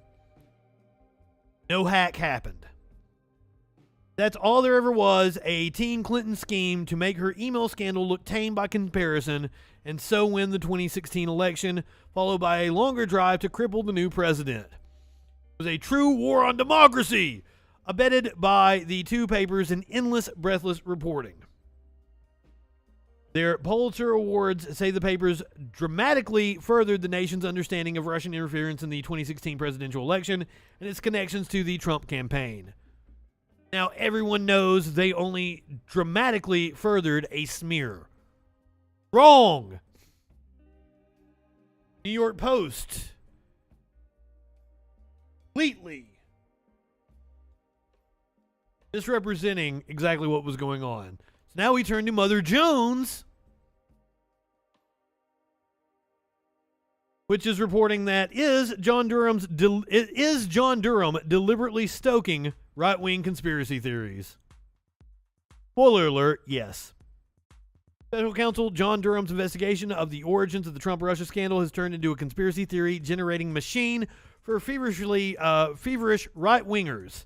And his latest filing raises the question of whether that is by design. A few days ago, Durham, appointed by Trump Attorney General William Barr, filed what normally is a routine and technical motion in a legal proceeding as part of his case against Michael Sussman, a Democratic lawyer who Durham has indicted for allegedly lying to the FBI or to an FBI official. Now, even the lie he supposedly told is kind of tenuous.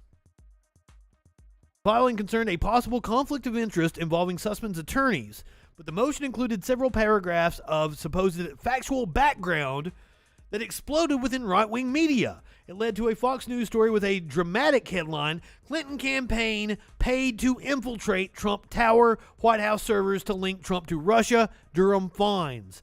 Other conservative outlets followed suit. The Washington Examiner howled, Durham says Democratic allied tech executives spied on Trump's White House office. Donald Trump got into the act. He issued a statement claiming Durham's latest filing provides indisputable evidence that my campaign and presidency were spied on.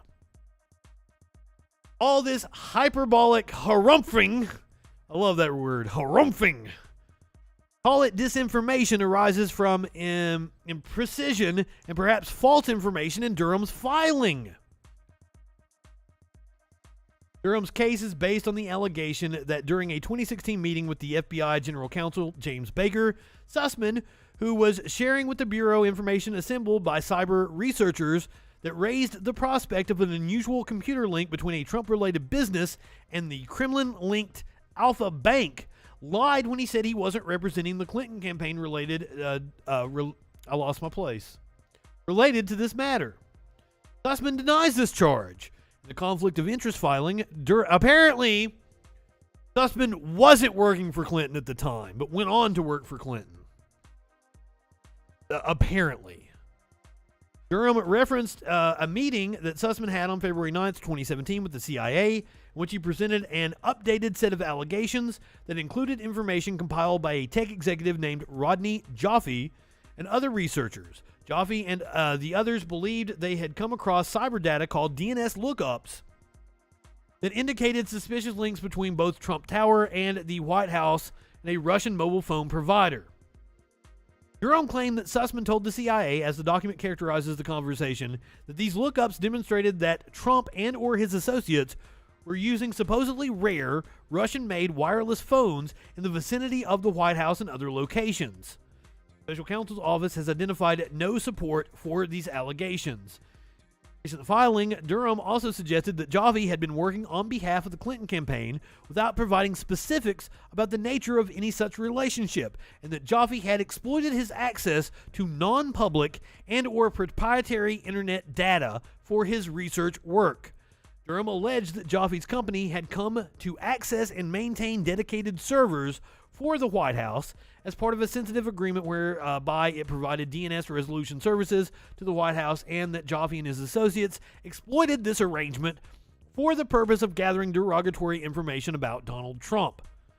Putting together all the allegations and suggestions, a tech executive, possibly tied to the Clinton campaign, exploiting data related to the White House and the Trump Tower, right-wing journalists reached a dramatic conclusion that Clintonites hacked Trump at his home or office and at 1600 Pennsylvania Avenue and spied on him. But this leap was based on cyber ignorance and possibly misinformation presented by Durham. Researching DNS lookups is not hacking a server. It is tracking the pattern of connections between servers and computers or smartphones. This is similar to what the NSA, how they got around the spying on Americans. They're just seeing the calls that are made. They're not actually listening in on your calls, was their contention. Researchers examining the DNS data were not infiltrating anything. Lawyers for Joffe and David Dagan, a Georgia Institute of Technology data scientist who helped develop the research Sussman shared with the CIA, have challenged Durham's representations. Dagan's attorneys note that the DNS logs examined related to the Russian phone service came from the time of Barack Obama's presidency. That appears credible given that Sussman's meeting with the CIA was only 3 weeks after Trump had taken office. They told the New York Times that Dagan and associates were using non-private DNS data and were investigating malware in the White House, not spying on the Trump campaign. Joffe, too, said that his research was focused on whether Russian malware had infected the White House and the Trump campaign. Trump's campaign office was in Trump Tower, as the New York Times reports.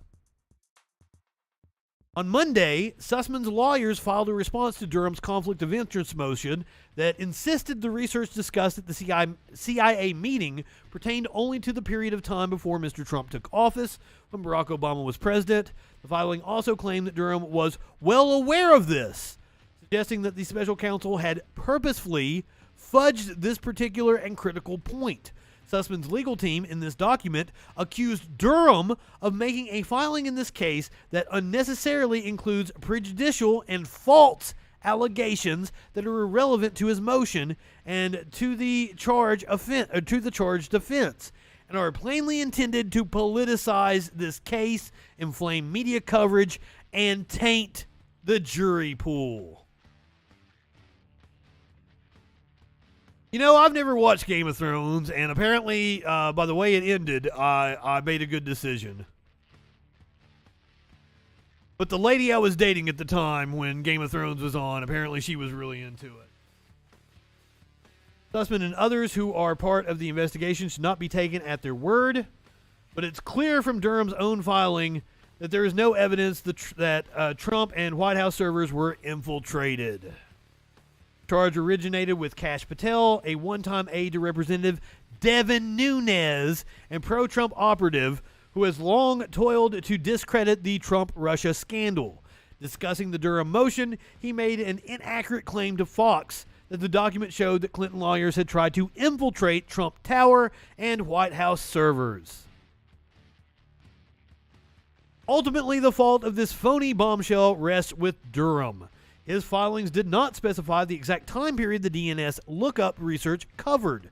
It did not include sufficient details of the alleged links between Jaffe and the Clinton campaign to provide a clear picture, and a central issue remains a matter of dispute between Durham and Sussman, Jaffe and the researchers.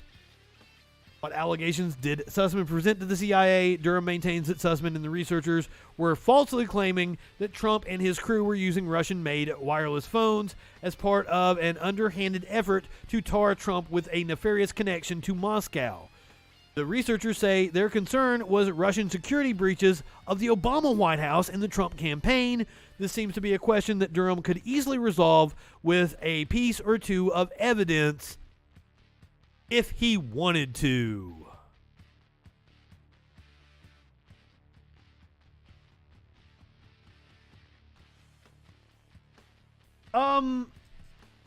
That's something like the show will undergo changes as it gets bigger. Like I will, probably take calls and comments, and instead of letting people interrupt, like covering the news, I'll take calls and comments after. Once we get enough people calling in that want to argue with me and shit, I don't know. And like, hey, this was something when we had the bubblegum babe face was talking with me on Discord the other day. It was like, you need to change the name of the Troll Patrol because what you're doing is not trolling. I'm well aware the show actually started as me live trolling. Because back in the days when the Facebook had the creeper bar and shit, I noticed everybody was going behind and seeing the comments that I made on local news sites. And they were like following what I was saying and shit. So I decided to come up with a show where I live trolled people, and you could see me like go to local news sites and troll people. That's where up in the right hand corner where it says Justin Freakin', that's why it looks like Facebook. This actually started as a Facebook show.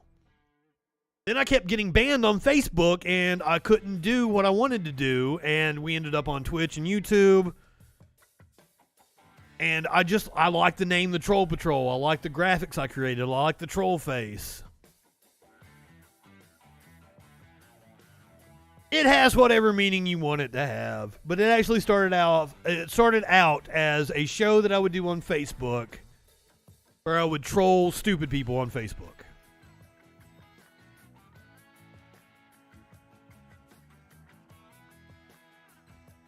I agree. I could do some hangout time, and we can talk about music and games and shit like that. It became me reading the news because, like, I was just gonna read the news until people came in here to troll me. Because that's what I actually did. I was the news director of 11 radio stations in another life. So reading the news on the radio was, what I was good at.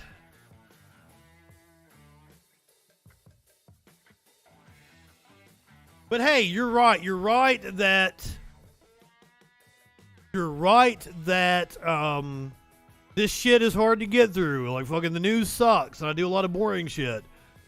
But now we're getting to the fun part of this episode. I usually have, dumb fuck right-wingers. Well, thank you, Leedy. Leedy Lobotomy. I love your fucking name. That's a cool screen name.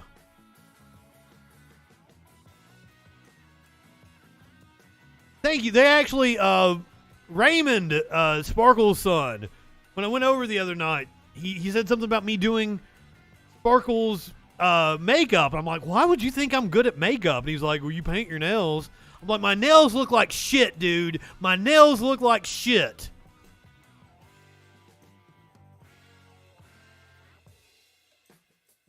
Aw, thank you. I've watched so very little of Hassan and Walsh. I don't tend to watch people that do the same thing I do, just because. And it's the same way when I was doing stand-up comedy a lot. I wasn't watching a lot of stand-up comedy because I don't want to inadvertently take from people.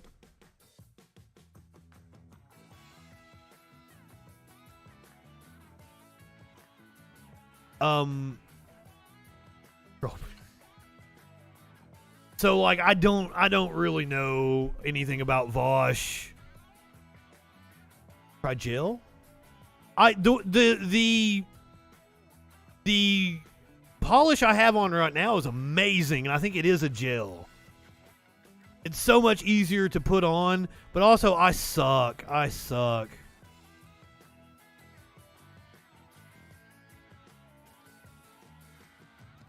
Oh shit! You found me off of Walsh or something? Yeah. The whole Matt Walsh thing has been real. Like I was growing at a pretty steady rate, but the whole Matt Walsh shouting me out over his. By the way, fucking. For the first couple of days of that happening, I had no clue what was going on because people kept coming to my video and saying Matt Walsh sent them. I'm like, Matt Walsh sent you? What does that mean?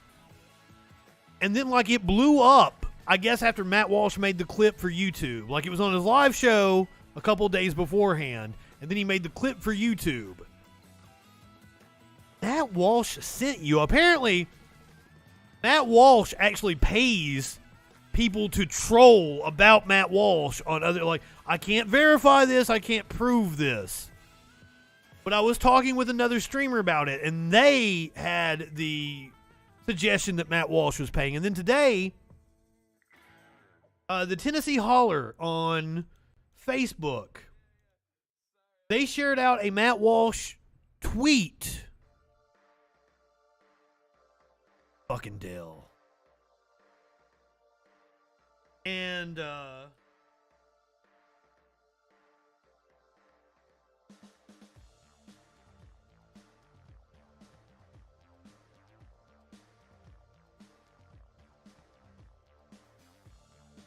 they had a Matt Walsh tweet, and apparently the tweet wasn't real.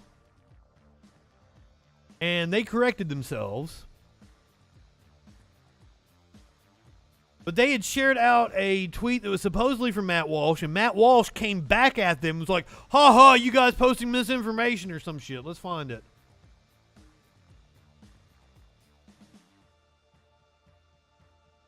Yeah, we fell for a hoax about Matt Walsh blog and have deleted and are retracting.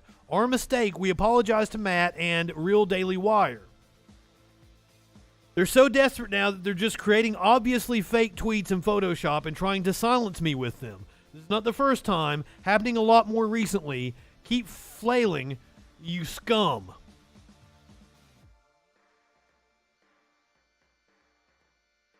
I wouldn't doubt that Matt Walsh is paying people to create fake tweets about him so that he can do this shit.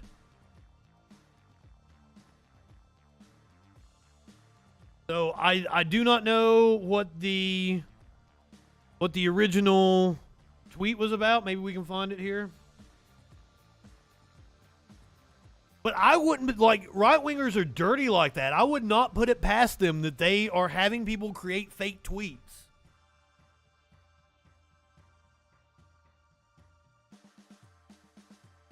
Tennessee Holler is a good follow, by the way, if you're, Tennessee Valley, the Appalachia region.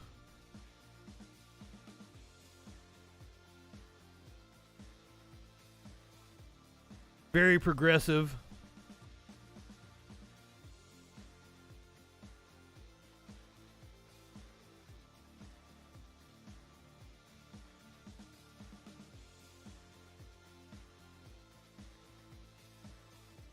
I'm really interested in exactly what tweet was. About 10 hours ago, so.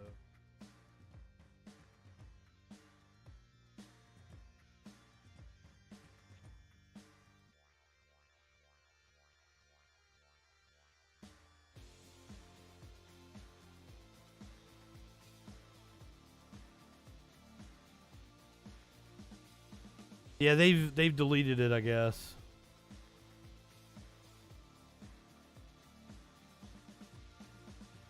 Okay, this was the supposed fake tweet. Is it conservatives who want to murder the unborn, or who would want to force a perverted gender ideology on children? No, we all have sexual and/or violent urges toward children. but the left doesn't seem to think you should even repress those feelings. Oh, that totally sounds like he hired somebody to make that up. Here's the Reddit thread where this originates, by the way, but good job using Toilet Paper USA as a source. Obviously trustworthy. Like Matt Walsh has any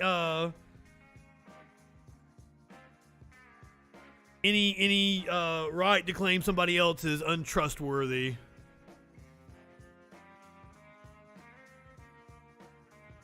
See, that's another reason why I'm like not more popular. I don't get into the streamer drama. I don't cover topics that are popular.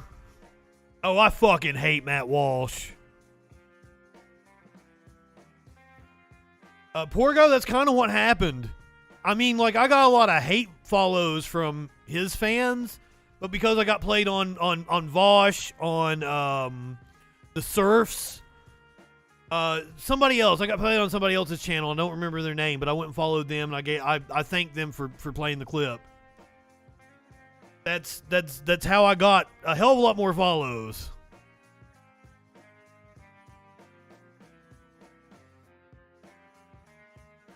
Thought Slime has some good videos up. Apparently they're involved in some drama I don't know about. Exactly. That sounds like exactly something Matt Walsh would say. But, good on the Tennessee Holler for correcting themselves. That's not something Matt Walsh would do.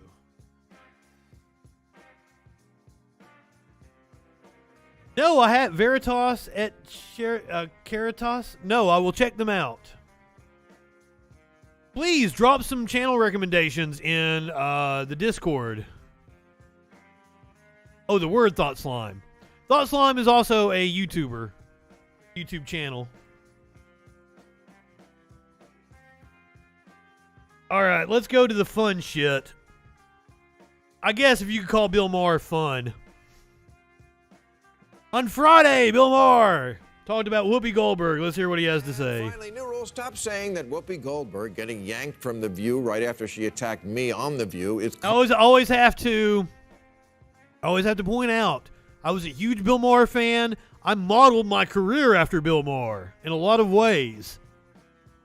About 5 years ago, I had to stop watching him. He is horrible. And boy, has he gotten even worse since I quit watching him. Any of the clips I watch are just insane. I always knew he was an anti-vaxxer, but Jesus fucking Christ. Karma. There's no such thing as karma. Sorry.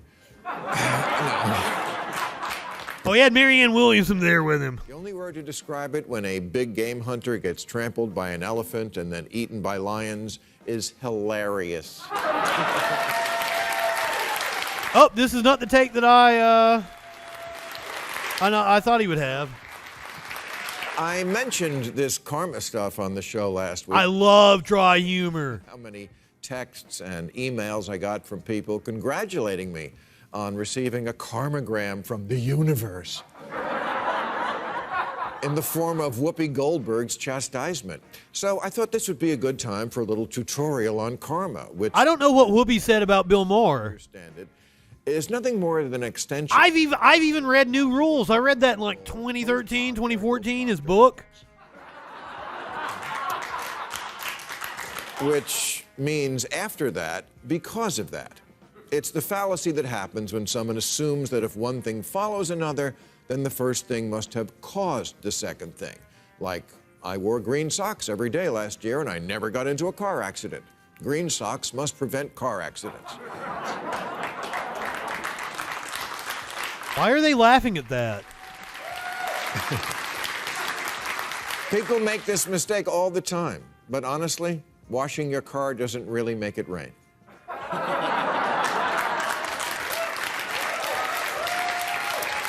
Yeah. I'm totally cool with that. I'm totally cool with dry shit. But this is how Americans see karma. But karma is not a system of reward and punishment. That's Catholicism.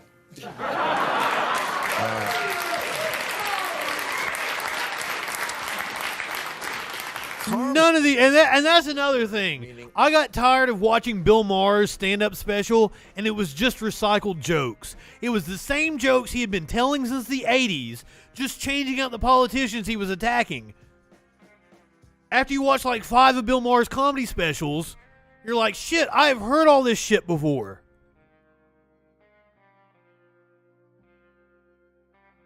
What? And like, none of that was funny. Action. You make the conscious choice to put good out into the world. Karma is the memory of our souls, the sum of a person's actions in previous states of existence that decide their fate in future existences. But also, Bill came up at a time when actors got paid exorbitant amounts of money for being mediocre. Like, everyone in Hollywood in the 80s was making like bukus of money. In the early 90s, if you got a deal, you were making a shit ton of money. When I found out how much Kathy Griffin was worth, I'm like, how? How were you worth that much? And like, he's been riding that gravy train since. He is rested on his laurels. He is not a particularly profound personality. I'd much rather hear what Marianne Williamson has to say than Bill Maher. I mean, reincarnation, really? If that was real, wouldn't we have some evidence by now? A raccoon spelling out in acorns? Help me! Well, now, he did have, like, staff and family were his audience, but I don't know if he's gone back to having a live audience now. I can't show up as a raccoon. So, yes, the Buddhist version of karma is, well, certainly unprovable, but at least... This could just be staff and family again. But what Americans did was take karma and, like everything else in this hateful, spiteful country, turn it into something bitter and nasty. We use it like... Hateful, spiteful. Bill Maher says that. Revenge.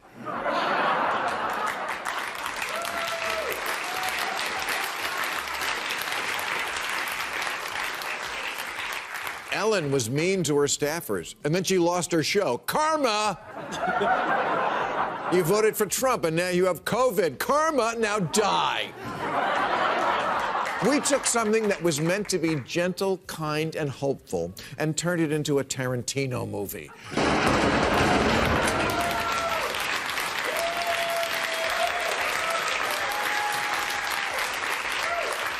Someone did you wrong, and then sometime later, something bad happened to them. Karma. No. Oh, Trey Crowder. I run in the same circles as Trey. If you keep living, he's from Knoxville. Only in this dumb country do we all make it about ourselves and connect the two and call it karma. Ellen is indeed horrible and was very abusive to her staff. I don't know Trey, but I know a lot of comedians that do know Trey. You stole the parking spot I was waiting for at Trader Joe's. Enjoy your early onset dementia. No. Such a bougie thing to say. When we say karma, the foreign word that really describes our feeling is not found in Sanskrit. It's found in German, Schadenfreude, meaning getting pleasure out of someone else's misfortune. The crystal stuff was used to smear her, and I fell for it. I honest to God, fell for it. Thought Marianne Williamson was batshit before I knew more about her. Marianne Williamson is awesome.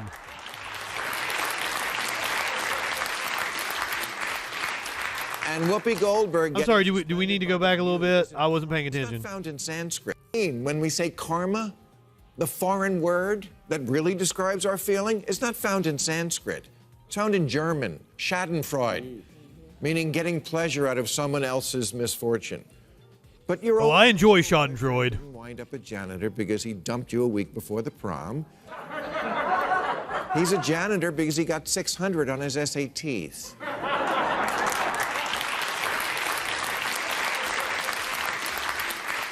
The point he was trying to make was that, like, COVID was the universe, you know, punishing us for Trump or some shit. People have to learn to disagree in this country and not hate for it.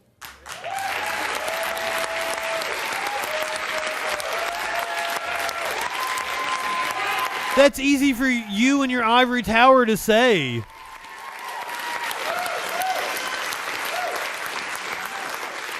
Whoopi said I was flippant and immoral for saying it's time to chuck the masks and get back to normal. Well, You are 43 states here in America and the entire nations of England, Denmark, Sweden, and Finland flippant because they're saying the same thing now. Here's the thing. I read the story about like what the 1918 pandemic can teach us, and going into the third year, they did away with mask mandates and everything. They had to bring them right back a few months later. They did away with all the things that were keeping the virus in check, and they had another outbreak. So, yeah, I would describe that as flippant. COVID is so much more complicated than just, I'm for more safety than you are, and therefore I'm a better person. But Whoopi is misinformed on many aspects of the COVID debate. After she got it recently, Says the anti-vaxxer. Quote, doesn't stop Omicron, and that's the problem with the variant because it gets stronger. Actually, it usually gets weaker, as is the case with this one. But that's okay. She's allowed to be wrong. It became more contagious. It's 11 a.m.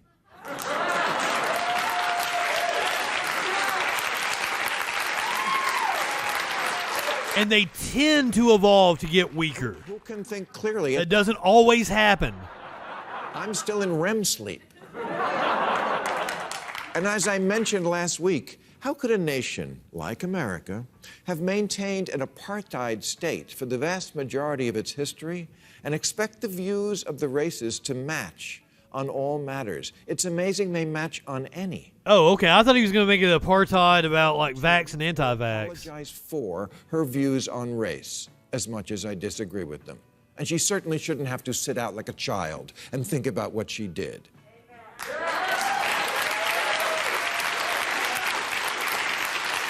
I would also like to correct. I tried when we watched the View clip of her talking about the Holocaust. I thought she was trying to say that it was about more than racial superiority, that they attacked socialists, that they attacked gay people and trans people. That's not actually what she said. After watching the Stephen Colbert clip, it became clear that she was trying to say that it was white-on-white crime. And I apologize for trying to give Whoopi the benefit of a doubt, because what she did say was, kind of stupid. The View suspending someone for sharing a view is like firing Pat Sajak for selling a vowel. We have got to get past this endless, unforgiving, zero-tolerance mindset bent on punishing and disappearing. Well, she clearly didn't do a good job of it, and that's another thing that we could go back to, is that it's hard to have that kind of a discussion in a short segment where you're up against a commercial break on commercial television. It was stupid of her to try to say that. I think we were all mistaken about what her point was. I was being charitable towards her. It was a lot dumber than I thought it was after watching her explanation on Stephen Colbert. But still, she probably shouldn't have been suspended. The right response to speech you don't like is more speech, not the lazy, cowardly response of canceling people.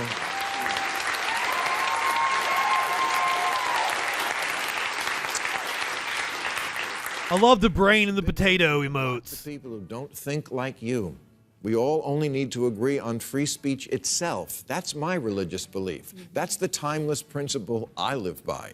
I don't like what Whoopi said about race. She didn't like what I said about COVID. So what? The real essence of karma, by the way, is not... You have a platform. I wish I had your platform. I wish I had an HBO fucking contract. No one knows what that means either.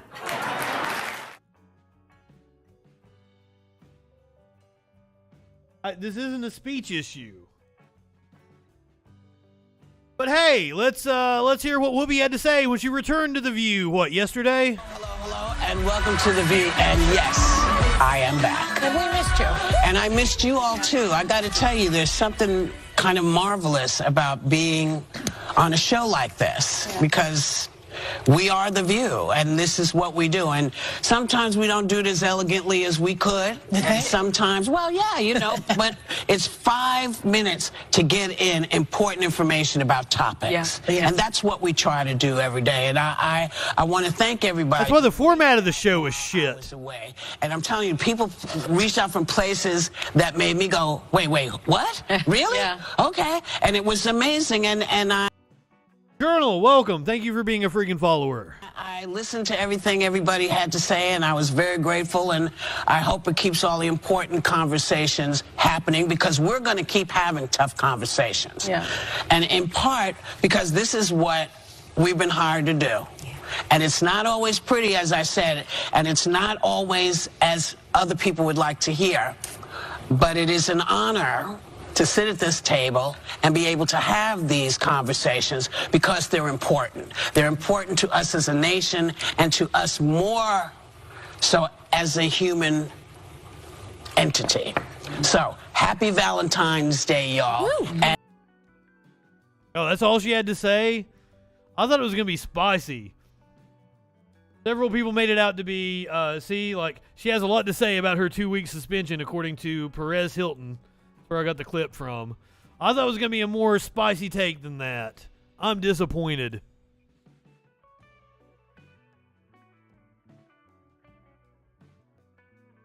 Wish The View was more representative of people and not just, rich-ass celebrities. Speaking of rich-ass celebrities and their viewpoints, Jason Aldean's wife, Brittany, says she gets thanked multiple times per day for being openly conservative. Country music star Jason Aldean and his wife Brittany are two of the few openly conservative celebrities in the entertainment world.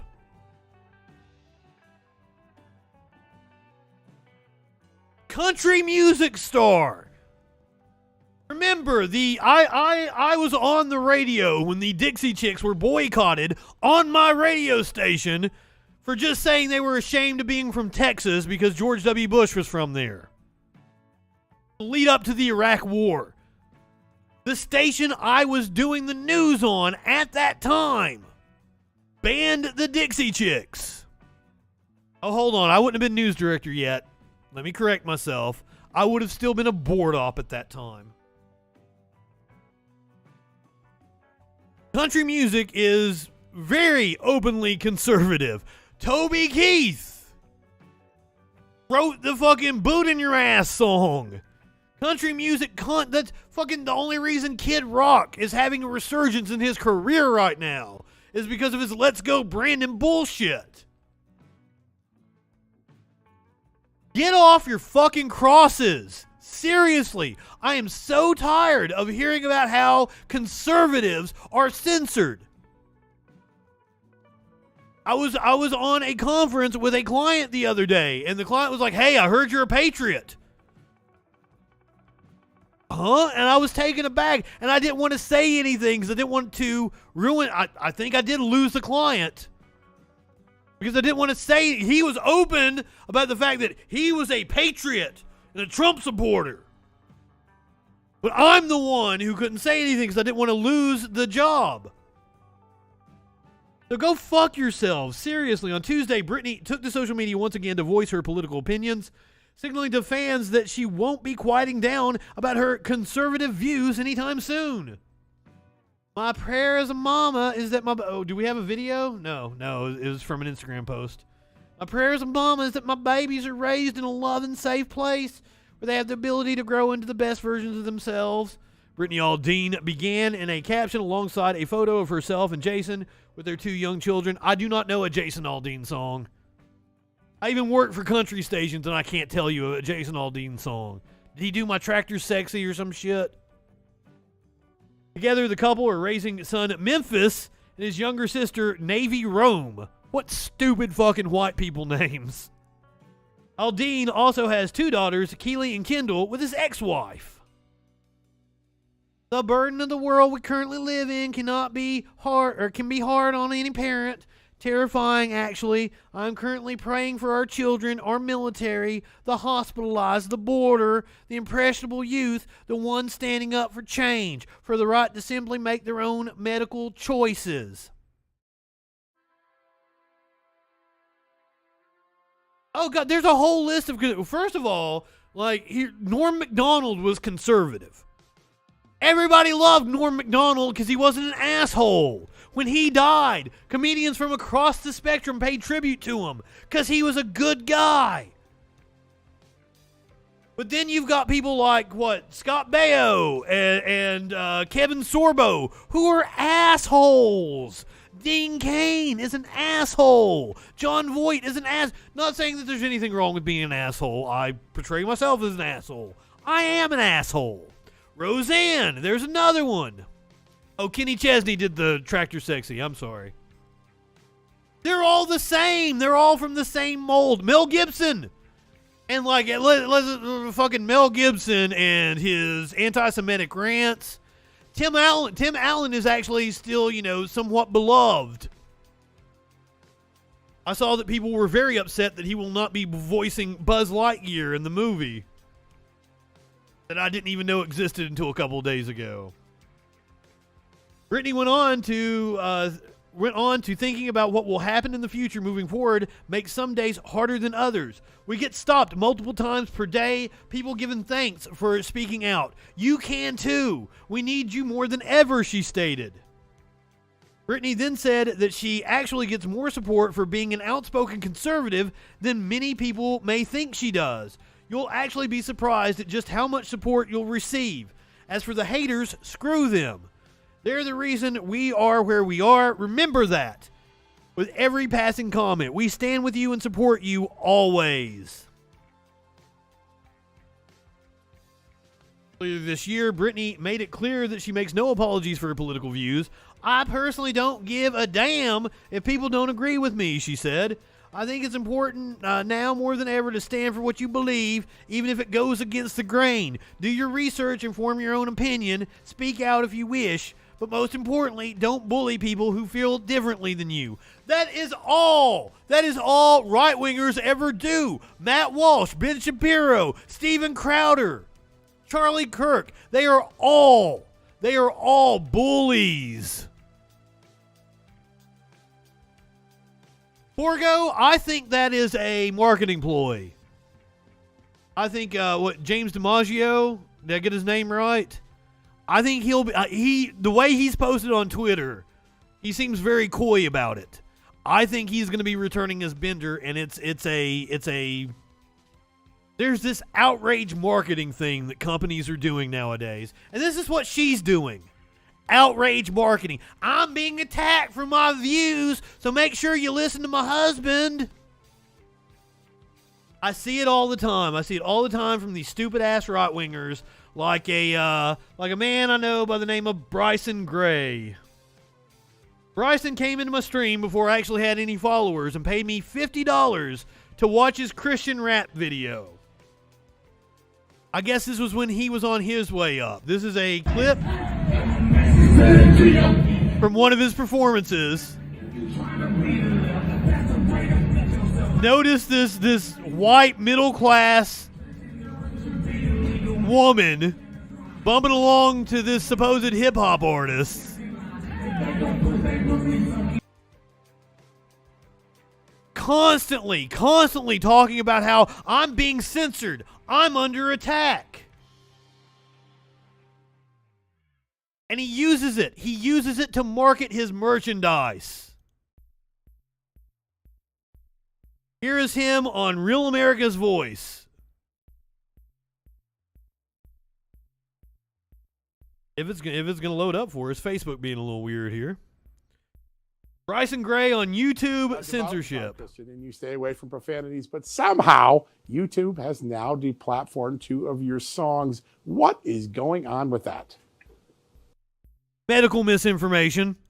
I don't know, man. I don't rap about drugs. I don't rap about sex. I don't rap about murder. I don't rap about gang banging. I just rap about my conservative belief system and my belief in Christianity, and they banned me. Either it's for hate speech or medical misinformation, even though I'm just repeating what the mainstream news say now. So I don't know if you saw these comments from T-Pain, who was more of my college generation music, but he came out, I believe it was yesterday, with regards to Joe Rogan and said if they're going to take Joe Rogan down off Spotify for using the N-word in the past, they're going to have to take most of music off of Spotify, especially within certain genres. But for you as a conservative and the whole black people say it, so why can't I? What is it like having to navigate an industry that, let's be real, is rife with progressives and liberals? It's hard off the. By the way, they constantly claim that the media is leftist. No, they are not. First of all, every fucking boss I've ever had since I've been working in media has been a Republican. Every company I've ever worked for has been far right. Because I don't have the same resources as them, because nobody's going to work with me because of my content. And it makes it worse when YouTube bans my music, Spotify banned a song of mine, TikTok banned me, Twitch banned me, Instagram banned one of my pages. It makes it worse because it's like, you can't get more clean than my music. So it's kind of hard to navigate. But the video he paid me to watch was him bashing gay people. So I can understand why he got took down for hate speech. And as I pointed out, I was like, hey, do you follow Levitical law? Do you wear a shirt that's a blended fabric? Do you eat shellfish? Why do you have a problem with gay people? And he's like, oh, the gay agenda. we break through regardless because we pick God first. Yeah, no, it's true. And you know who spoke with the biggest voice? America spoke. That's why you crack so many of the charts on this. When you look and like, here's my thing. What is it? John 2:16.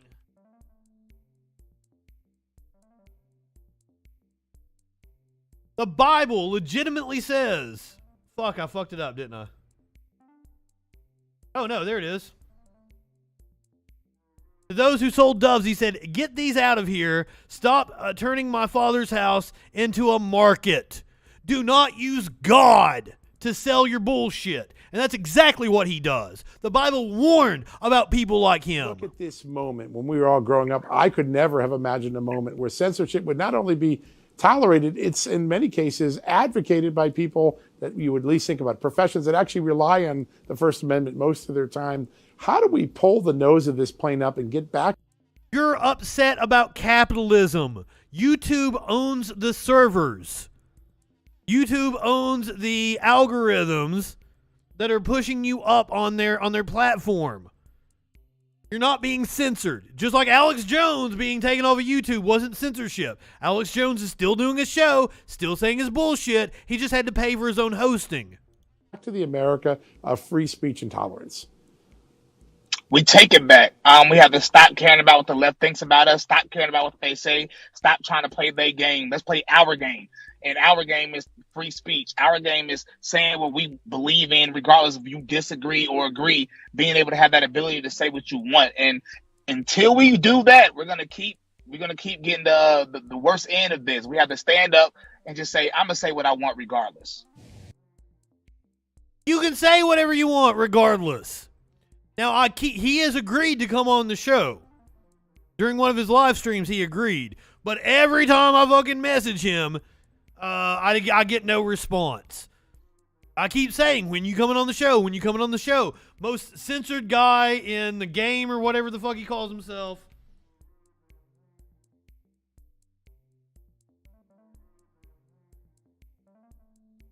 Christian conservative rap is going to change the culture.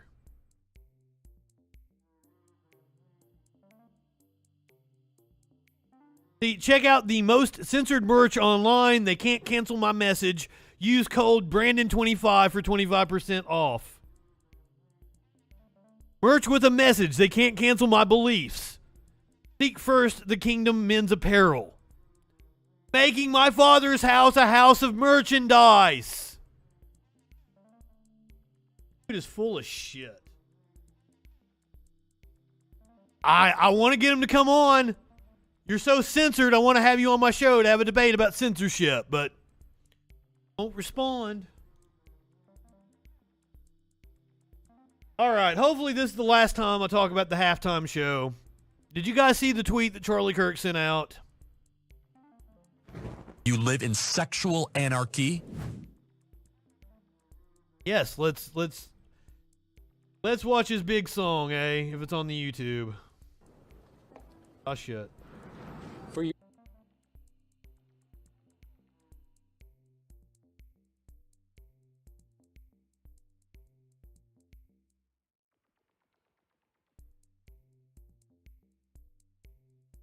Somebody else put it up.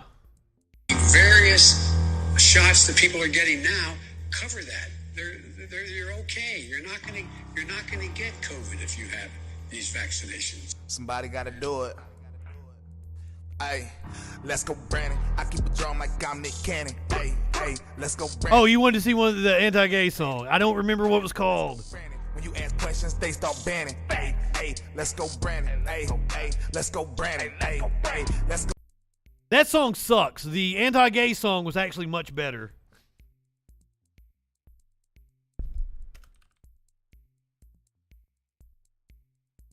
I tell you what I'm going to do. I'm going to drop the video here. This was back before actually had people watching regularly. This is in the early days of the Troll Patrol. That is where he paid me $50 to watch his Christian rap song. Give you a little taste of it here. Control you how? I don't understand. The LGBT movement is about coming out of the closet, not having to hide who they truly are. You know, we're America. It's a land. Yeah, he say it's a fact. The LGBT movement is coming for him. Land of the free. God Soldier was the name of the song. What's a fact? That the LGBT community is trying to control you? I would say that is far from a fact. Nobody is trying to control you. They want to be able to live their lives in peace. Yes, they are trying to control everybody, he says. Part of the community. I'm not trying to control you. What the fuck, dude? I'm playing your video. Who's trying to control you? Common, but it's I don't know what you're trying to say. All right. Anyway, I'm digging the beat. You got some skill, bro.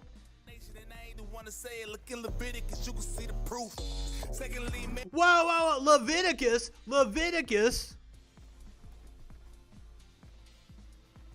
Is that hoodie you're wearing blended fabric?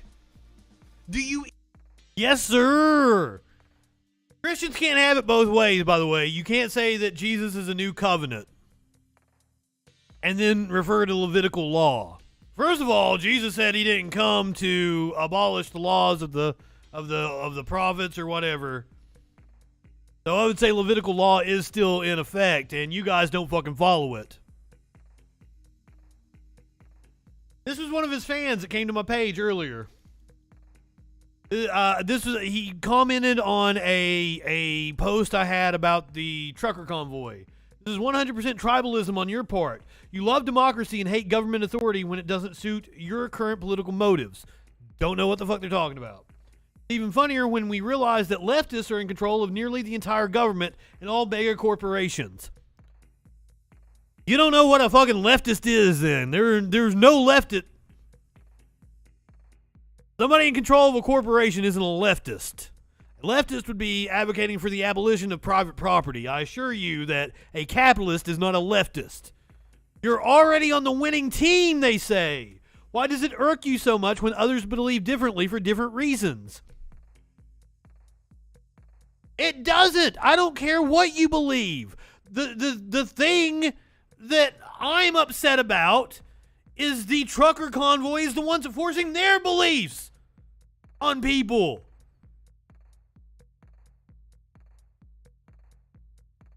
Dark money funded, laughing my ass off. All donations have been ripped from their hands. No. The COVID misinformation, the trucker convoy, it's all funded by Charles Koch, the Mercers, Peter Thiel. It's the same people. It's the same people over and over again. Yes, right-wingers are indeed morons.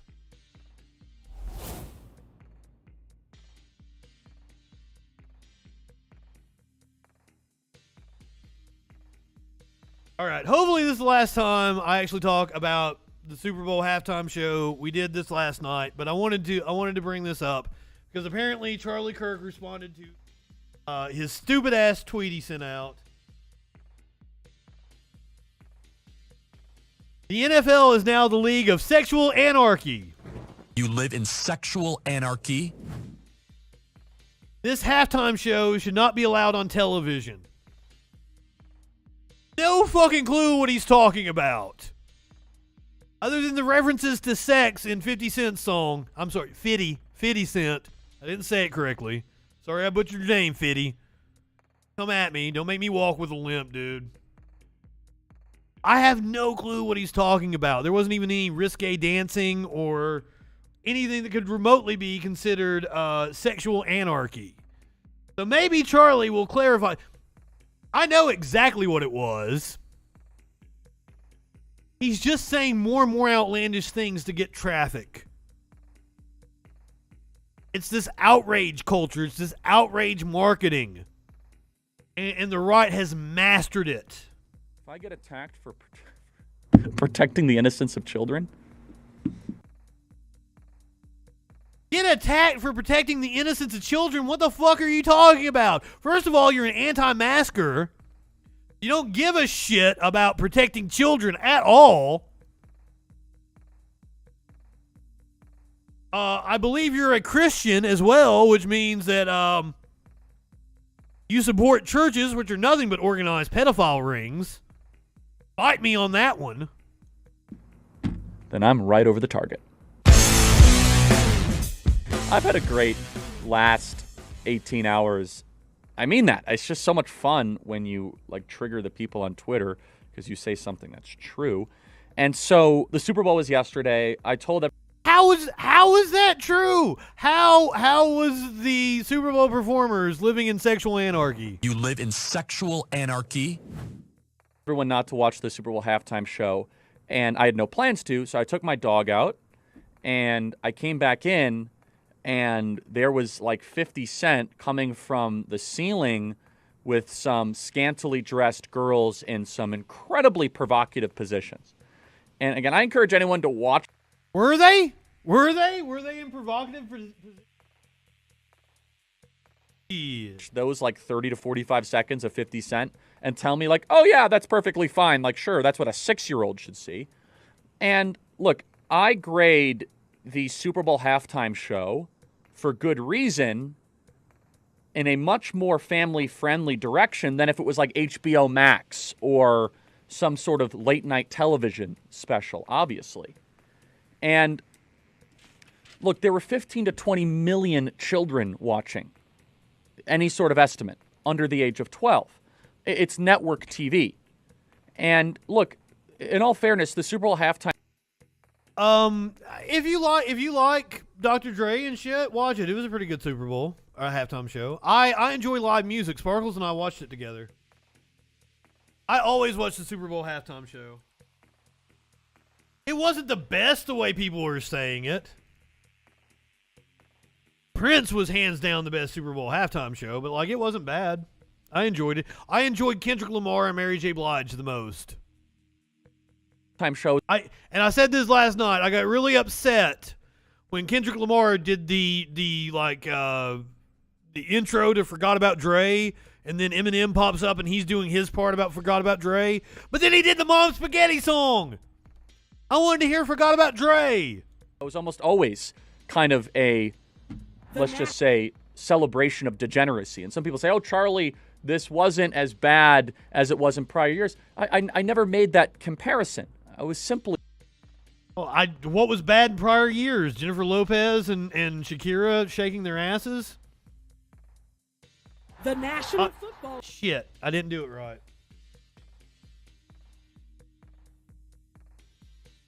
This is what he's referring to as sexual anarchy here.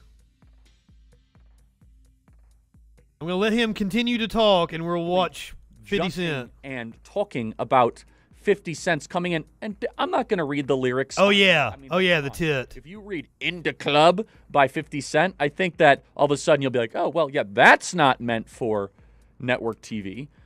And look, our they kind of shook their asses a little bit, but like we are making excuses for women literally bent over twerking. And someone sent me a message. Oh, Charlie, I do that move in the Super Bowl all the time. What, you mean the long snapper when he snaps for the field goal, or the that for the punt, twerk, or do you mean the woman in the halftime show? And so, look, I take this all in stride. I love the criticism. It's terrific. And by the way, I got criticism from every direction. It's fine. And we have really short memories when Snoop Dogg literally had a film where he tried to kill Donald Trump, or Eminem doing whatever he did. I'm not even talking about that. That was like the duration. Like 50 Cent was only out there for a minute and a half. It was such a small part of the performance. Main point, and I will continue to use my platform in good cheer to do this, is the protection of the innocence of children is a basic societal good. That's it. It's not about trying to like play some sort of moral referee. What I tweeted was very, very clear, and it went totally viral. The NFL is now the league of sexual anarchy. This performance should not be allowed You live on in television. sexual The anarchy? only change I would make is I should say it should not be allowed on network television. That's all I was saying. I'll probably tweet the exact same thing next year. And people said, well, it wasn't as bad as J-Lo and Shakira. I don't care if it's as bad as J-Lo and Shakira. What was bad about J-Lo and Shakira? Like, Shakira did the little ass wiggle shit? Fuck. Judging what I was watching. Look, Twitter is not real life. AOC came and attacked me because somehow I'm defending the innocence of children against scantily clad women. Stop hiding behind children. Like a long snapper. Will somebody think of the children? Look, the Super Bowl halftime show has a reputation. People say it's a spicy program. Okay, listen. Spicy, it's supposed to be boundary pushing. Is it? You have the most televised event. This is true. Most televised event for the entire year. One of the most televised events on the planet, by the way. Who is saying it's supposed to be boundary pushing? Of the virtue that hopefully you want society to embody. And I'm not even getting into the whole kind of like rap lyrics and all that. I think that's a fine argument. Cheerleaders are far worse than what any of the dancers were doing. There is no one that could say, you know what? I think my 8-year-old should just sit down and watch that. And to a lot of parents, great credit, they turn it off and they... If I had children, I don't like kids. Fuck kids. Not literally. Don't literally fuck kids. That would be bad. But if I had kids, I would not care if they sat down and watched that performance. I see nothing wrong with it. I was in show choir when I was a kid. There's nothing wrong with the dance moves. I don't see what your issue is, Charlie. They made the kids go out of the room for the halftime show. But the NFL had multiple rehearsals. They saw that kind of dancing. They saw that type of behavior. It was a production of the NFL. There's no distance of it. And they think that's perfectly fine. And for that, I think it's reprehensible. And for all the attacks, bring it on. Are you kidding me? I think you're reprehensible, Charlie. Protecting the innocence of children? Then I'm right over the... And I've got no problem with cheerleaders either. I have a friend that was a Indianapolis Colts cheerleader. Speaking of comments about the Super Bowl, let's see a few local news comments. Thank you, Adina Trey, who posted this. I don't know what local news site it came from, but I think this is hilarious. Barbara says, pathetic. Was this music? I'm disgusted with these so-called musicians. They got more musical talent than you do, I promise you. Diane weighs in. What a disgrace. Is this where we are as a society? These are their actual profile pictures, by the way. Ron offers his perspective. I would have rather seen a college marching band perform. Dave chimes in. Worst halftime entertainment in years. Darlene has thoughts. The best part was the fireworks when it was over. Stu, a human sunset, has this to say. I left the living room to clean the cat's water bowl instead. Didn't watch. Was told they were grabbing themselves. Ugh. Thank you for keeping your cats watered. I have 3 water bowls I am constantly refilling. Cheryl offers her thoughts on such unpopular artist. Terrible. I was sick of hearing it would be the best halftime show ever. In whose opinion? The entertainment should be more mainstream. I don't think you can get more mainstream than the people they had at the halftime show. I'm sorry, Cheryl. I don't know what's mainstream to you. I mean, coming off of what, the Straight Outta Compton movie in like 2014, Dr. Dre is a multi-time award-winning artist. The fucking 50 Cent song, I don't like that song. I hate it. I was doing mobile DJing when it was out. That was one of the biggest songs of the 2000s, hands down. John, a red car gained sentient states. We thought it was really poor, so we switched to the Munsters. Jackie's hot take. Worst think my eyes and ears have ever witnessed. Worst think my eyes and ears have ever witnessed. Pauline noted, too many washed-up entertainers, wasn't a fan at all. I don't know who was washed up in that. Becky shares her thoughts, didn't care for it, don't like that. Fucking Snoop Dogg has a show with Martha Stewart. How does it get any more mainstream? Nancy remarked, not worth my time. I washed dishes and cleaned up food. That was more entertaining. Bet my food was better, Nancy. Susan asking the hard-hitting questions. Where were the Budweiser Clydesdales? There was an immense amount of talent on that stage. Absolutely, Leedy. They did not do my favorite songs. I would take any Eminem song almost. I haven't listened to any of the newer shit. I would take any song off the Marshall Mathers LP over the Mama Spaghetti song. Are any of the Beach Boys still alive? Didn't what's his name just die the other day? Yeah, it doesn't get more mainstream than Snoop Dogg. But now, there was a lot of talk about what was and wasn't allowed at the Super Bowl. TMZ asking the hard questions of Dr. Dre himself. Let's hear from the man. By the way, fucking The Chronic. Oh, man, that absolutely was the soundtrack of my, into my high school years, into my early college years. The Chronic 2001. Fucking wore those CDs out. Where people are wondering if the NFL had any say-so in this. One of them being M taking a knee behind you at that point, and then the other being that Kendrick didn't say it or it was censored. We couldn't tell watching on TV, but there's a line where he says, "We hate the popo," and he didn't say popo, or at least we didn't hear it. Did the NFL weigh in on any of that? Well, I'm sorry. There were a few things that we had to change, but it was really minor things. M taking the knee, that was M doing that on his own, and there was no problem with that. I think, the beginning of Kendrick's sets, he says if Pyrus and Crips they had a problem with that, so we had to take that out. No big deal. We get it. But all in all, everybody came in, we were professional, everybody was on time, and everybody really felt the magnitude of what this thing was and what we were going to be able to accomplish. And it was a fantastic experience.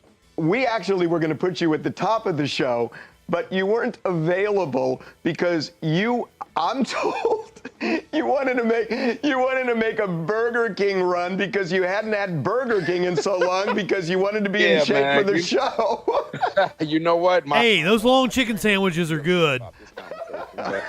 And by the way, Harvey, I made a turn. Instead of Burger King, I went to McDonald's. There's something about those McDonald's French fries. The fries, right. Ooh. How many people have been there? I'm I deserve it today. I'm gonna treat myself and go on a pig out today. Fucking treat yourself, Dre. I think no one's gonna. You definitely earned that, man. Have all the McDonald's you want. You could have had both. Had McDonald's and Burger King. Hey, right. Just real quick, what did everybody else say? What did Mary J. Blige? What did Eminem? What did Snoop? What did they say to you? How did they react afterward? Let me tell you, man, everybody was extremely excited. Mary Mary came back here to the house last night, and we went downstairs to the studio. I think I'm most happy that Mary J. Blige got to be a part of that. We were just vibing out because, you know, we're talking about working together on her next project. I'm not even sure if I'm supposed to be saying this or not, so I'm sorry, Mary. But you know, I'm excited about it. We're talking about working on her next. And I didn't know about the whole backstory about her being in an abusive relationship and her being on drugs. And music and so good on you, Mary J. Blige. And you know, nothing but love. Don Cheadle came over, and he's Don Cheadle. Favorite actors. You know, so you know, I just had a house full of amazing talent, and that's all we did. Just sat in the studio and played music and had fun dancing around. Fuck yeah. Mad props to you guys. Hey, Curiouser, you still here? Because this one's for you. Here's an opossum being really fucking cute.